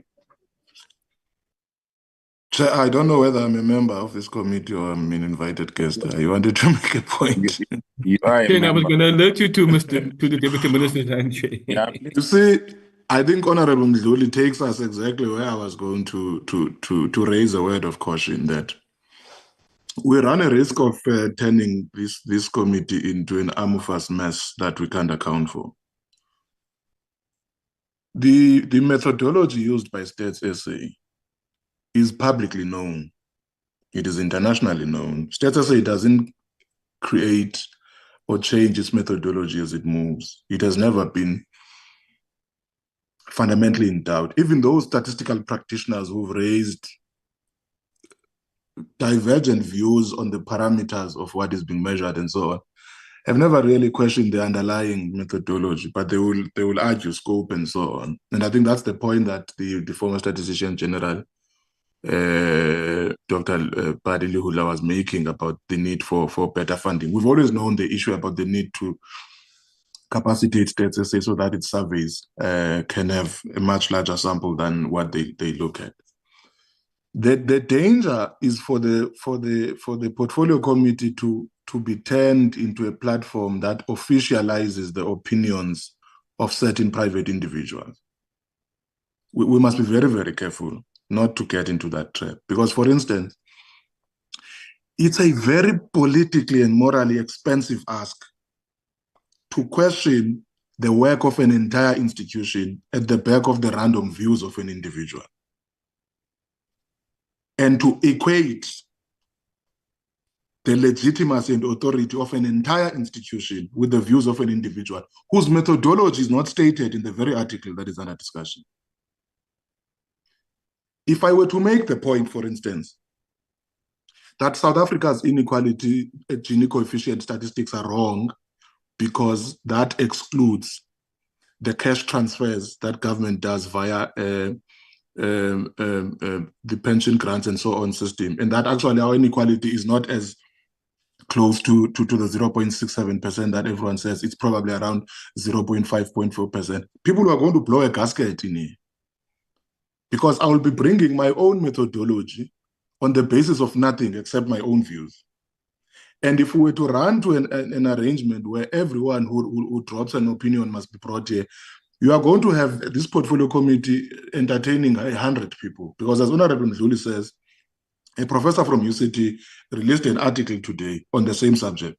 If a professor from Univen tomorrow releases another article on this, and then on Thursday, and on Friday, on Sunday, and then you end up having 200 people opining on the same issue, State SA is going to be questioned in a rally of people whose opinions are not institutionally sound on any ground. And I'm not saying any of the people who opined, they must just be thrown out the window, but there's got to be a rationale for us landing at a politically risky decision to question an institutional process that has been running for quite some time at the whim of the views of one person. That's the one point. And the second point related to this, Chair, is, and I can take this point if the criticism comes, how this discussion went down last week was very, very unfortunate. And I think the minister was blindsided, but I tried to intervene partially to say, even if there were to be a position that the figures released by States SA are not as 34.4% and so on, but it would be to stretch the realms of possibility to drop it to 10%. But it's very tricky for ministers to be ambushed in portfolio committees when they are coming to account on one thing. And then this official platform, where they have an obligation to answer, is used to blindside them on information that was in a newspaper this morning, and they're expected to provide official comment. It leads to the kind of chaos that we saw playing out outside. It would be good, and I propose it would be good, if there's something that is recent and that is of fundamental consequence for police, it would be better if members of the portfolio committee were to signal that this is what we've read, could you come back next time and answer on this, and give us a scientific explanation, not just your opinion. Because when you ask for opinion at a whim and you are given an answer, and the minister was actually at pains to suggest that I have not read the article, but this could be the basis of it. And then it spins into an entire policy furor as if there's war between the DTIC and Stats SA on the methodology of statistical accounting. I thought, let me just raise that warning that as we proceed on this item, we must be careful not to create an impression that does not exist, that either the portfolio committee or the DTIC calls into question the methodological framework of Stats SA in conducting its work. Thank you very much. No, thank you very much. I think that's very helpful, DM, because that's why I thought that it's not an issue can live loosely because of how it was introduced and how it became a public issue. You know, that's why we're caught between issuing a statement or coming back to the same forum just to correct ourselves. There is a motion that has been raised by Member Chance, seconded by Member Mdluli, and then there is a caution that has been raised by the DM about what is the possible implication if we take this route. Can I hear other members? Member Mdluli, if you can just take down your hand, and then because you have seconded. Want to hear other members of the committee so that we can conclude on this, and then there's still last item that we must deal with quickly and close the meeting. Honorable Kigaba.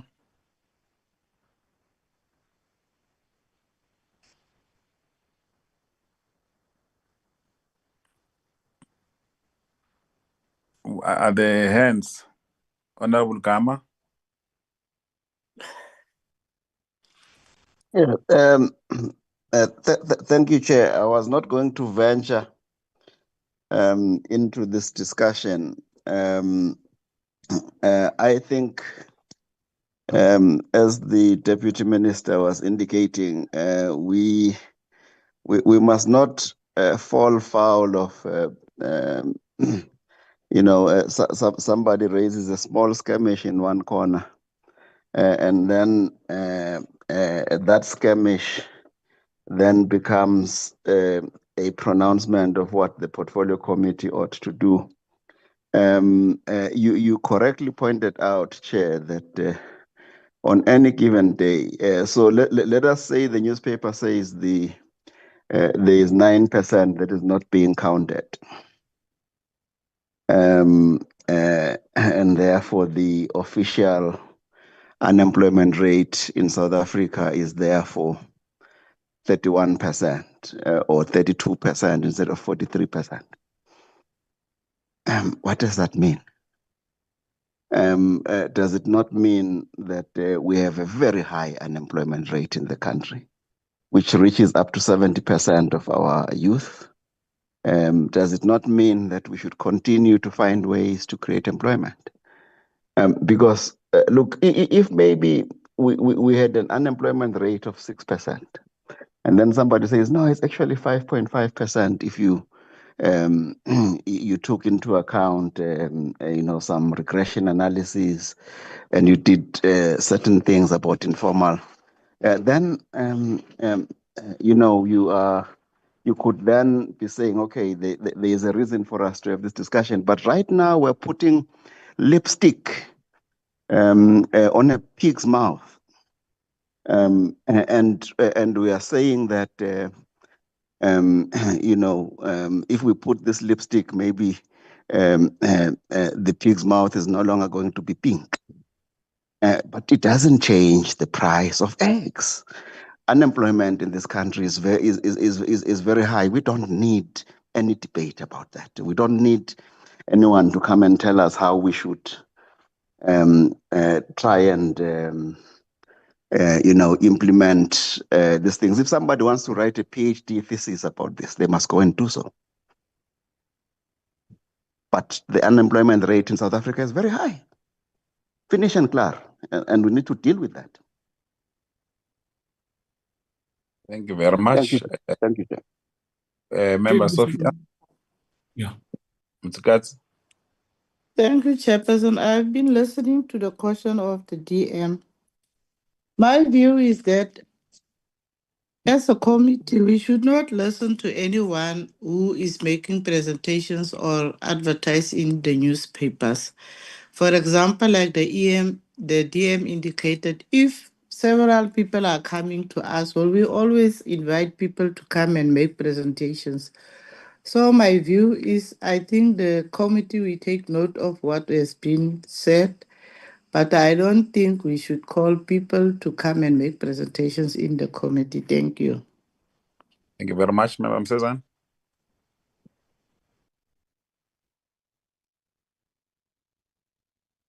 No, thank you very much, Slano. NgesiZulu kuthiwe ngisho uthulu indoda. So I do not want to perhaps venture into a debate or discussion, but I just want to register my rejection of the proposal that was made by Honorable Chance on this subject matter. Thank you very much. Thank you very much. I think, colleagues, we really accept that there was a question, but there was no discussion, so that we don't give it legitimacy. Secondly, and then if there is a need for discussion about methodology, it will be an in-house thing because we believe otherwise. But for now, there is no need to attribute the comment to the committee.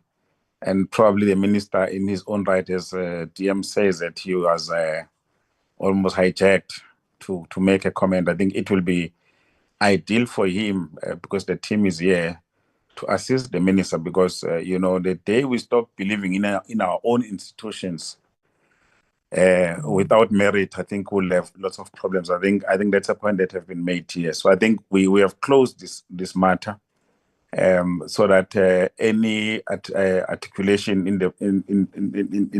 the future, we are able to correct what would have happened here. I now move to the last section of the meeting.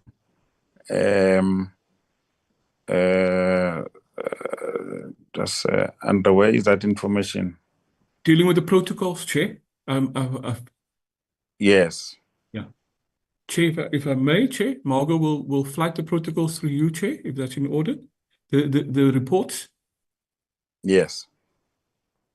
Chair, this is in response to the briefing that we received last week on the protocol on women and youth in trade to the agreement establishing the African Continental Free Trade Agreement, by promoting sustainable and inclusive socio-economic development equality for women and youth to support structural transformation of state parties. Chair, we are required in terms of the Constitution to ratify that. Margaret can share the report.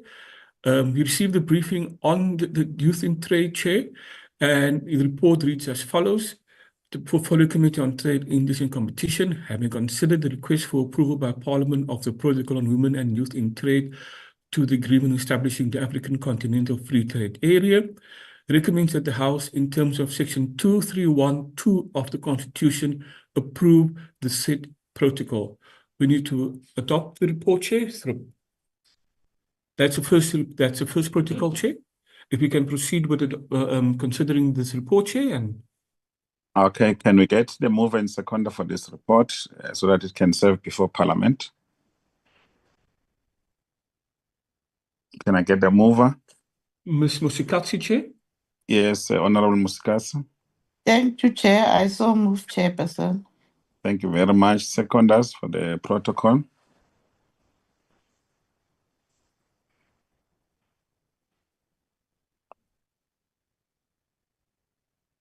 To serve before Parliament. We need a second, Chair. Yes, I'm waiting for second, Chair. I'll second. Mr. Chance, Chair. Thank you very much. The report has been seconded. Much appreciated. Let's move to the next one. The next report, Chair, deals with the, Margaret just flagging it fast, Chair, deals with the protocol on competition to the agreement to establish the African Continental Free Trade Area, which provides for an integrated and unified African continental competition regime. The report is as follows, Chair. The Portfolio Committee on Trade, Industry and Competition, having considered the request for approval by Parliament on the protocol on competition to the agreement establishing the African Continental Free Trade Area, recommends that the House, in terms of Section 2312 of the Constitution, approve the said protocol. I put it before the committee for approval. The protocol on competition in the continent. Can you get a mover? Ms. Motsikatsi, Chair. Yes, Madam Motsikatsi moves. Chairperson, I move for the approval. Thank you very much. Seconders. Ms. Webster, Chair. Ms. Webster. Thank you very much. Ms. Webster, second. Much appreciated. That has been done. We now move to the last issue. We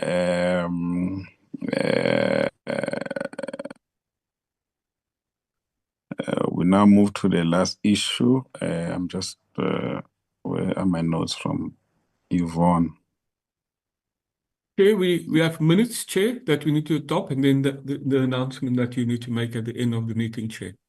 Okay. Where are the minutes? Have you streamlined for the members? Yeah, we are the minutes of the 12th, Chair.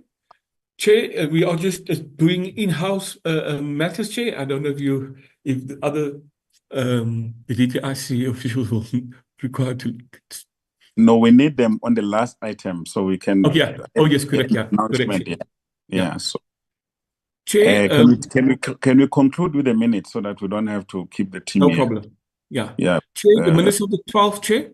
We dealt with the National Credit Regulator, Chair, on the performance and third quarter, the annual performance plan and the third quarter financial, Chair.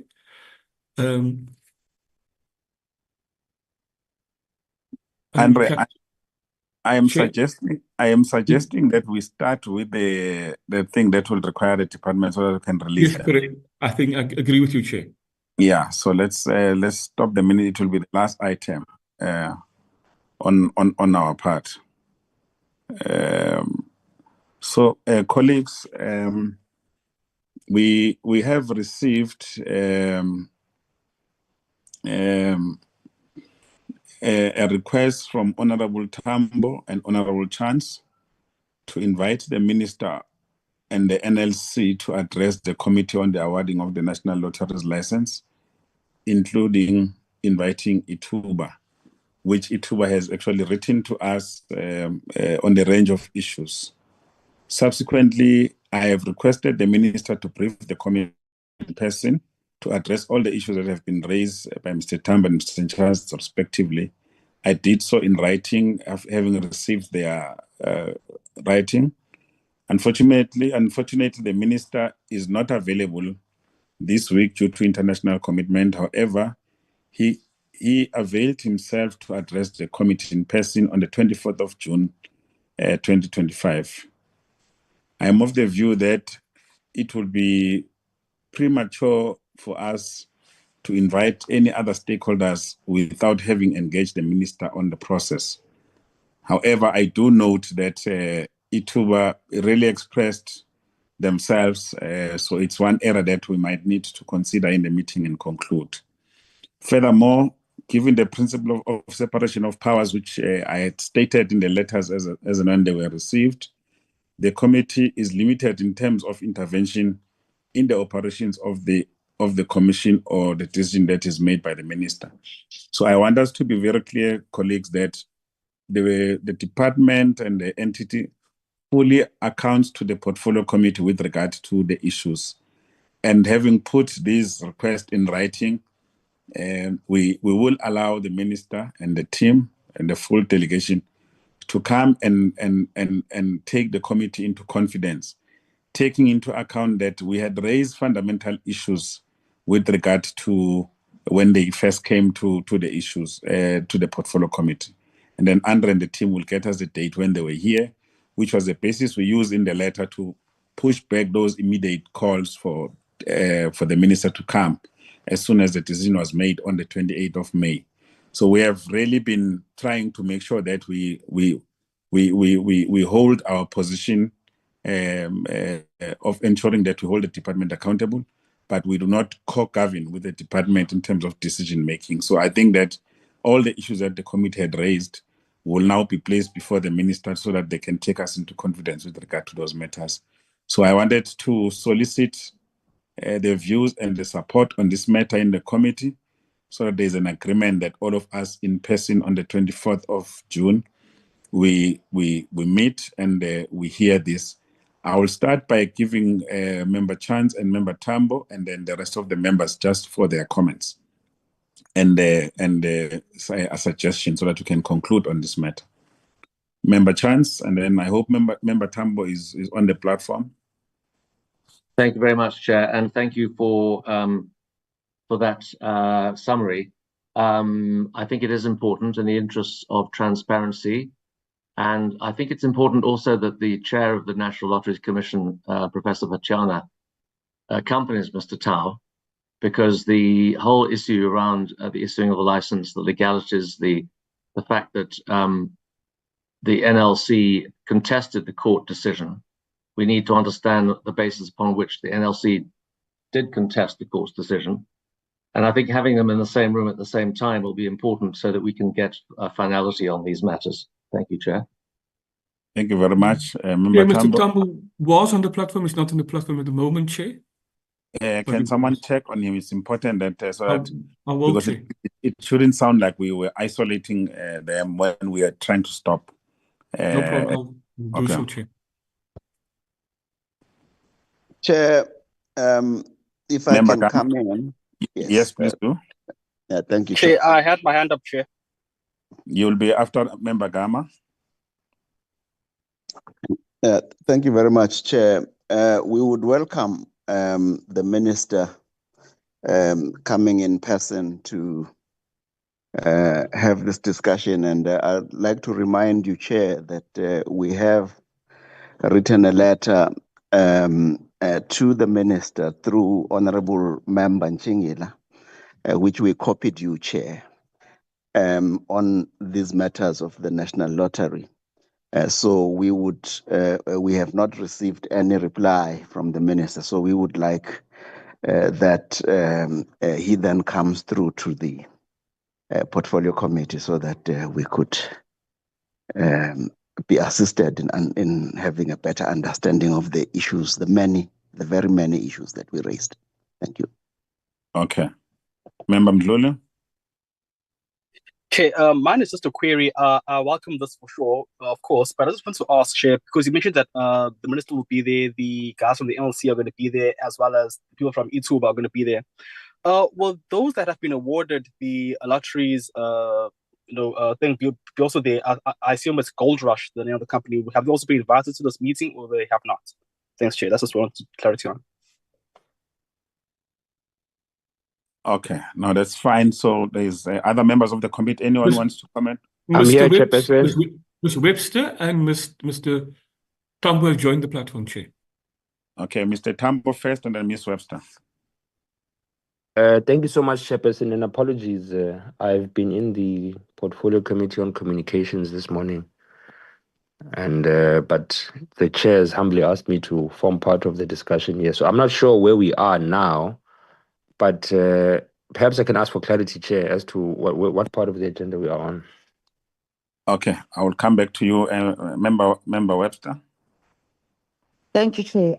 I obviously, together with the colleagues, welcome the decision to have the Minister and the NLC. My question would really be around the agenda. I understand that there are questions, if I understand correctly, that have been posed by Member Chance and Member Tambo. And we had ourselves also written to the Minister and have various questions as well. So I just want to find out in terms of process, will we be submitting those to the committee as well and making sure that they're engaged, or will we just open the agenda to engage the Minister further on those? I also had wanted to raise the question of whether the awarded, given that there is a bidder that is going to be in this meeting, the question for me would be around whether then the awarded bidder should also not be in the meeting. And I understand the basis for it too, but it's because they themselves have made submissions, but I think it's an important question. Okay.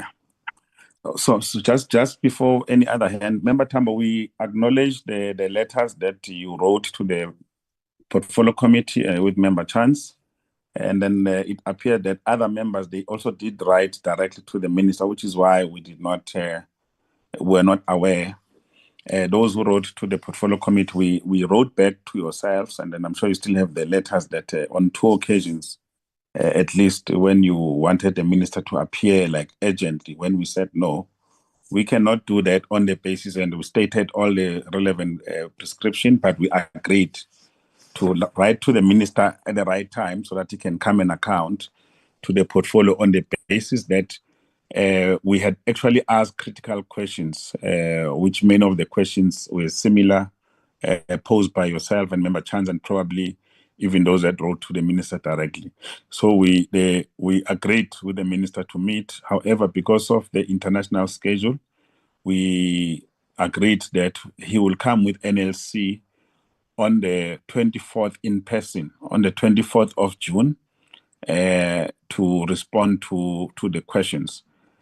So that's where we are. So we will, obviously, I will appreciate getting these additional letters that went straight to the Minister so that it can help us to formulate the agenda, because we're going to have actually we're going to have 2 agenda items, in my view. The first one was on the explanation of the issues that the committee had raised with regard to conflict of interest, how they were dealt with, understanding that the Minister has got full powers, and then as soon as he had answered that, we're going to have to deal with this second item on the I don't know whether it's called temporal license that was also issued. And then eTuber wanted to make a representation. Now, lastly, there is a call that there are people who have been awarded, whether or not they should also be invited. And I don't know, and then members will guide what will be their role, because, it's like if you are a grade 8, you pass your matric and then they give you 100% in mathematics and in science, and then we call you to account, why did you get 100%? I think it's a bit illogical. The other ones, they have a grievance which they have expressed, which I think is above board. So members will guide us on those two. So that's where we are, Member Tambo. So we wanted to make sure that you can then reflect and then we can conclude on this issue. Over to you. No, thank you, Chairperson. And let me begin by expressing my deep appreciation for your collegiality and ability to respond to my communications timeously and at least with logic. So I can't accuse you of suppressing the concerns I wanted to address in terms of the National Lotteries Commission. I'm comfortable with us meeting with the Minister and the NLC on the 24th of June. And I think let's allow the agenda to be crafted and based on the request that you're making, that all members and all political parties who have written to either the Minister or to yourself to express those concerns to yourself and to the Secretariat so that an agenda can be formulated that will craft how our interactions will be. I'm also in agreement with you that I think it would be a bit inappropriate to invite bidders. I'm not sure what we would achieve from that, because we should allow them to have the protection of being in the private sector and applying for a legal tender in the way that all other businesses do. So I think we would be abusing them to call them to the portfolio committee. Let's deal with the executive and the board, which is the one that awards the tender. So I'm comfortable with the 24th of June. I'm comfortable with meeting with the minister physically and with the National Lotteries Commission as well. And I don't want us to labor now the concerns that we have raised, because I think the water is extremely muddy in terms of what's happening with the license. The minister is persisting with an extension for eTuber for 12 months while there's a court order that has said he can't do it. He's appealing. There's the awarding to Sizekaya, which is the majority stakeholder, is Gold Rush. And I think I've expressed my concerns about that both in the committee and public. I think let's leave it to the 24th of June, but I want to express my welcoming of the proposals that you're making, and then let's allow the staff complement to develop the agenda based on concerns raised by members. And perhaps members must also be allowed moving forward to submit, I think, and which I think we will do as well as the EFF, specific questions that might require documentation so that the minister doesn't feel ambushed, but also so that we avoid the recurrent scenario of people saying that they're going to come back to us in a written format. Let's give them a chance. And I saw your letter to the minister. I think the latest one also said that send us necessary documentation at least 7 days before, so that we don't have the interaction that says, we'll come back to you, we'll respond to you, we'll have to do a bit of looking into things. Let's all, as members of the committee, request certain specific pieces of documentation that will assist us in our interaction in that meeting. Bid documents, interactions between the evaluation committee and bidders, everything of that nature. And I hope members would agree with me as well. Thank you, Chair.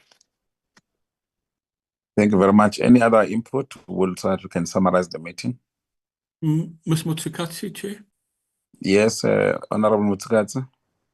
Thank you, Chair. No, Chair, I just raised my hand to support the meeting of the 24th of the Minister in personal. Thank you. Okay, thank you very much. Thank you. Are there any further hands on this? So are we together on the meeting of the 24th? There's no further hands, Chair. No, In thank support, you. Chair. Okay, so honorable members, let's be clear. I think let's submit whatever information that we think we will require.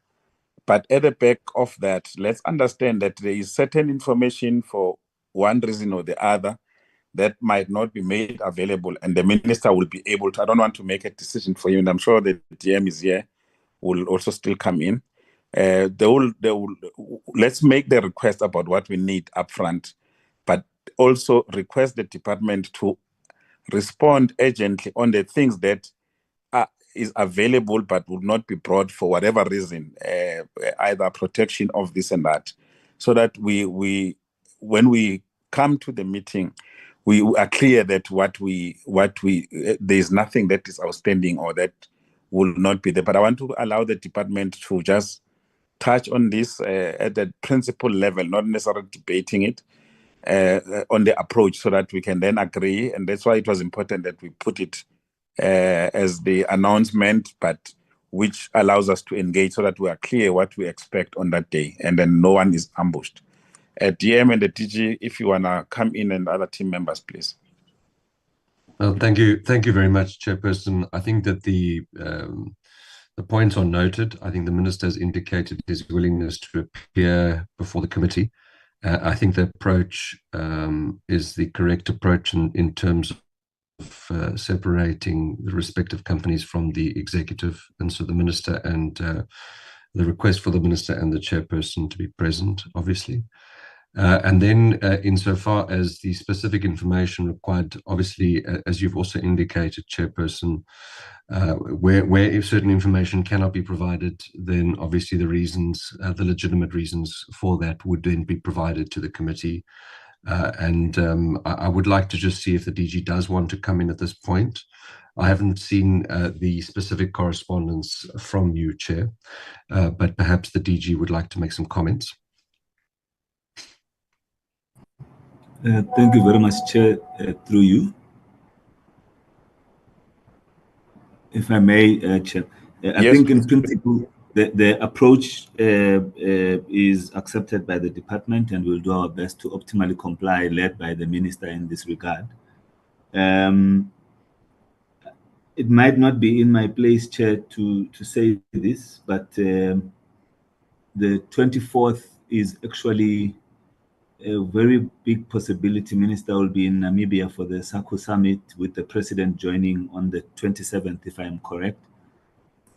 So I'm going to ask the Ministry that we have a discussion and maybe come back to yourself, Chair, and maybe even with Minister, to just ensure that we don't disappoint the Chair and the committee by not having Minister in attendance. So I apologize if I am out of place in mentioning it. But in principle, in terms of the overall approach, we will comply as optimally as possible, Chair. No problem. If I'm not, Andre, where did we get this date? If you can just clarify the meeting, because I think Chair, we've been in consultation with the Minister's office, and they confirm his availability for the 24th, Chair. That's what was indicated to us, Chair. So you have that in writing, because we don't want... Chair. Yes, we have it in writing, Chair, that is available on the 24th, because he was not available on the 17th.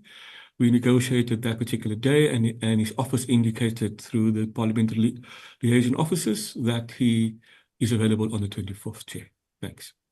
Okay, so DG and the team, I think we're also on the line. If you can assist us, because what we wouldn't want is to have the meeting, because this date is confirmed by yourselves, is to have the meeting and then we are told the minister is not there, and I think it will not come up correctly.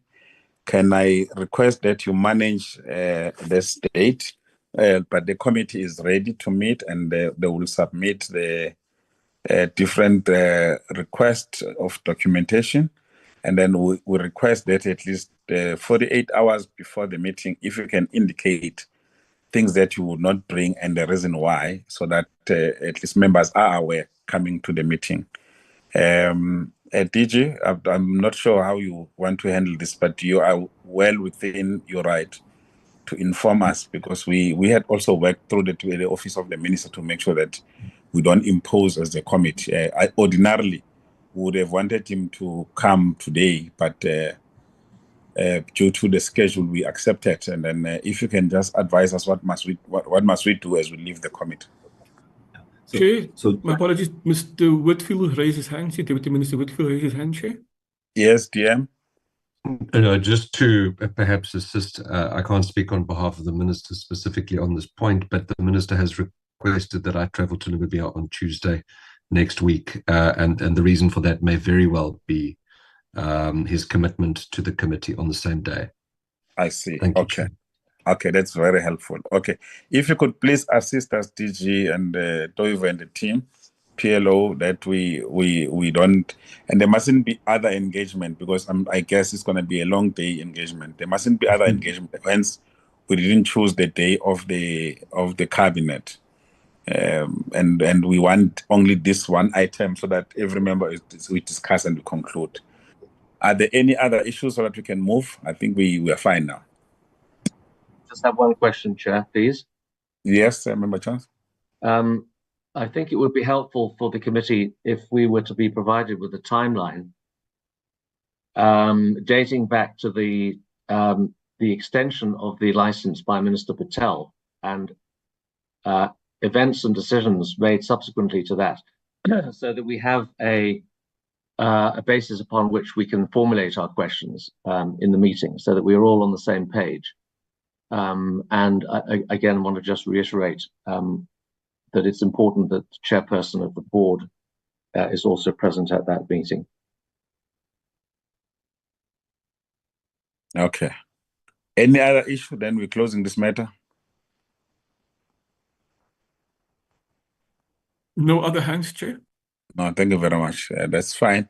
So we're meeting on the 24th. We will pull, we're requesting members to pull some of their questions that will require some documentation so that the minister is fully aware of what we need. And we request DG that at least 48 hours prior to the meeting, you then respond indicating documents that you won't bring and the reason why you will not be able to do so. For instance, as politicians, we don't deal with tender documents, but there might be questions that we might want to see, we might want to ask. So you'll then obviously have to tell us, give us the relevant legislation, and then we take things from there. I think that's sufficient. We can move. We can move from this and then release the team of the DG, and then we conclude our meetings. Thank you very much, members, on that. Let's proceed to the minutes. You are released, DG and your team, on the platform. Not that there's any secret. These are the minutes that we normally process. So if you're remaining here, we will start. There will be no problem. Andre, thank you, Chair. Very if much. you can take us through. Sorry, Chair. Okay, DM. Chair.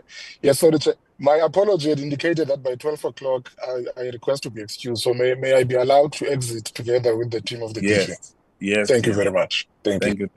Thank you very Thank much. you, Chair. Good one further. Thank you. Okay.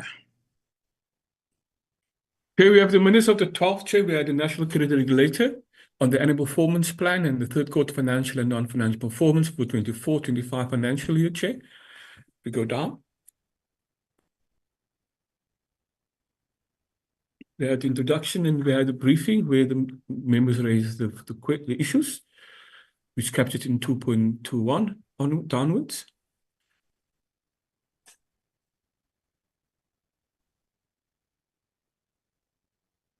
And the meeting adjourned at 11:31 until Tuesday, the 18th of March, Chair.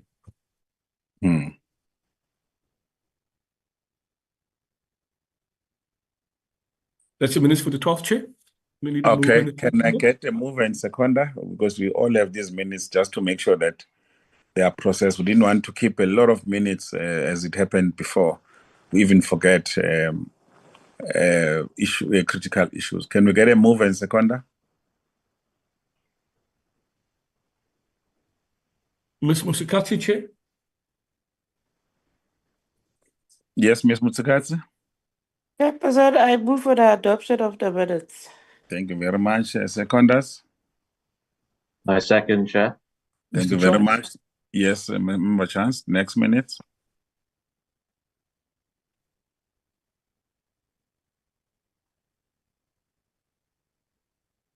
Chair, the next minute is the 18th, Chair. We had a department on briefing the committee on the G20 and its role in this regard, Chair.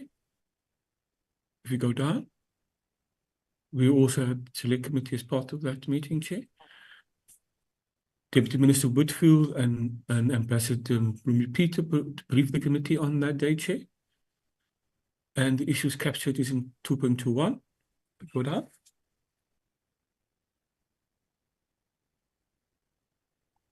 The meeting adjourned at 11:51 until the 19th of March, Chair. Thank you very much. Can we get a mover and seconder?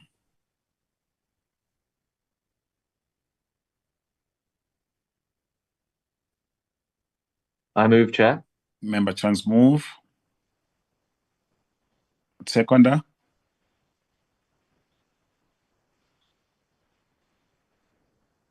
Honorable members, where are you? You were in a meeting. Can you please assist us? Ms. Mutsikatsi, Chair. Ms. Mutsikatsi? I second, Chairperson. Thank you very much. We'll move to the next one.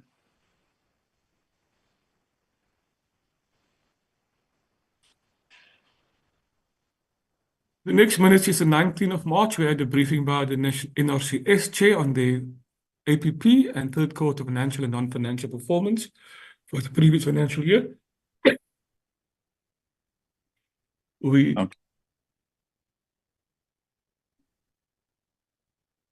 Yes. Point 2 deals with the briefing and the issues captured in 2.2 for that members raised, Chair. You can go down. We dealt with some committee business, Chair, dealing with the ArcelorMittal issue, matter, closed meeting, and then the meeting adjourned at 11:31 until the 25th of March, Chair. Okay, can we get the mover and seconders?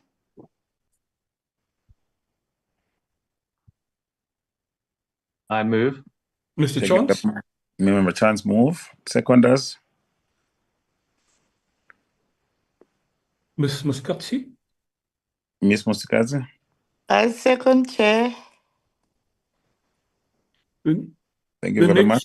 Minutes, Chair. Colleagues, can I ask for full participation because we're all in these meetings and our minutes have proven to be very correct and I really, your lack of participation is worrying me now. Yeah. Chair, on the 25th of March, we had an engagement, was a close meeting with ArcelorMittal, Chair. If you go down longer. We dealt with committee business, we dealt with the procedural matter, Chair, and then we went down.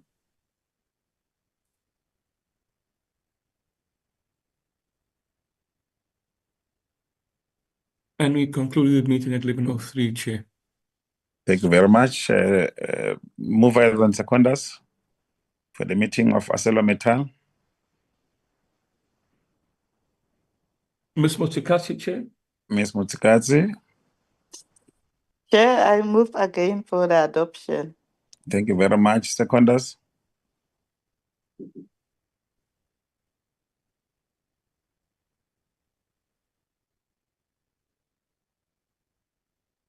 Mr. Kigaba, Chair. Mr. Kigaba. Mr. Kigaba, second.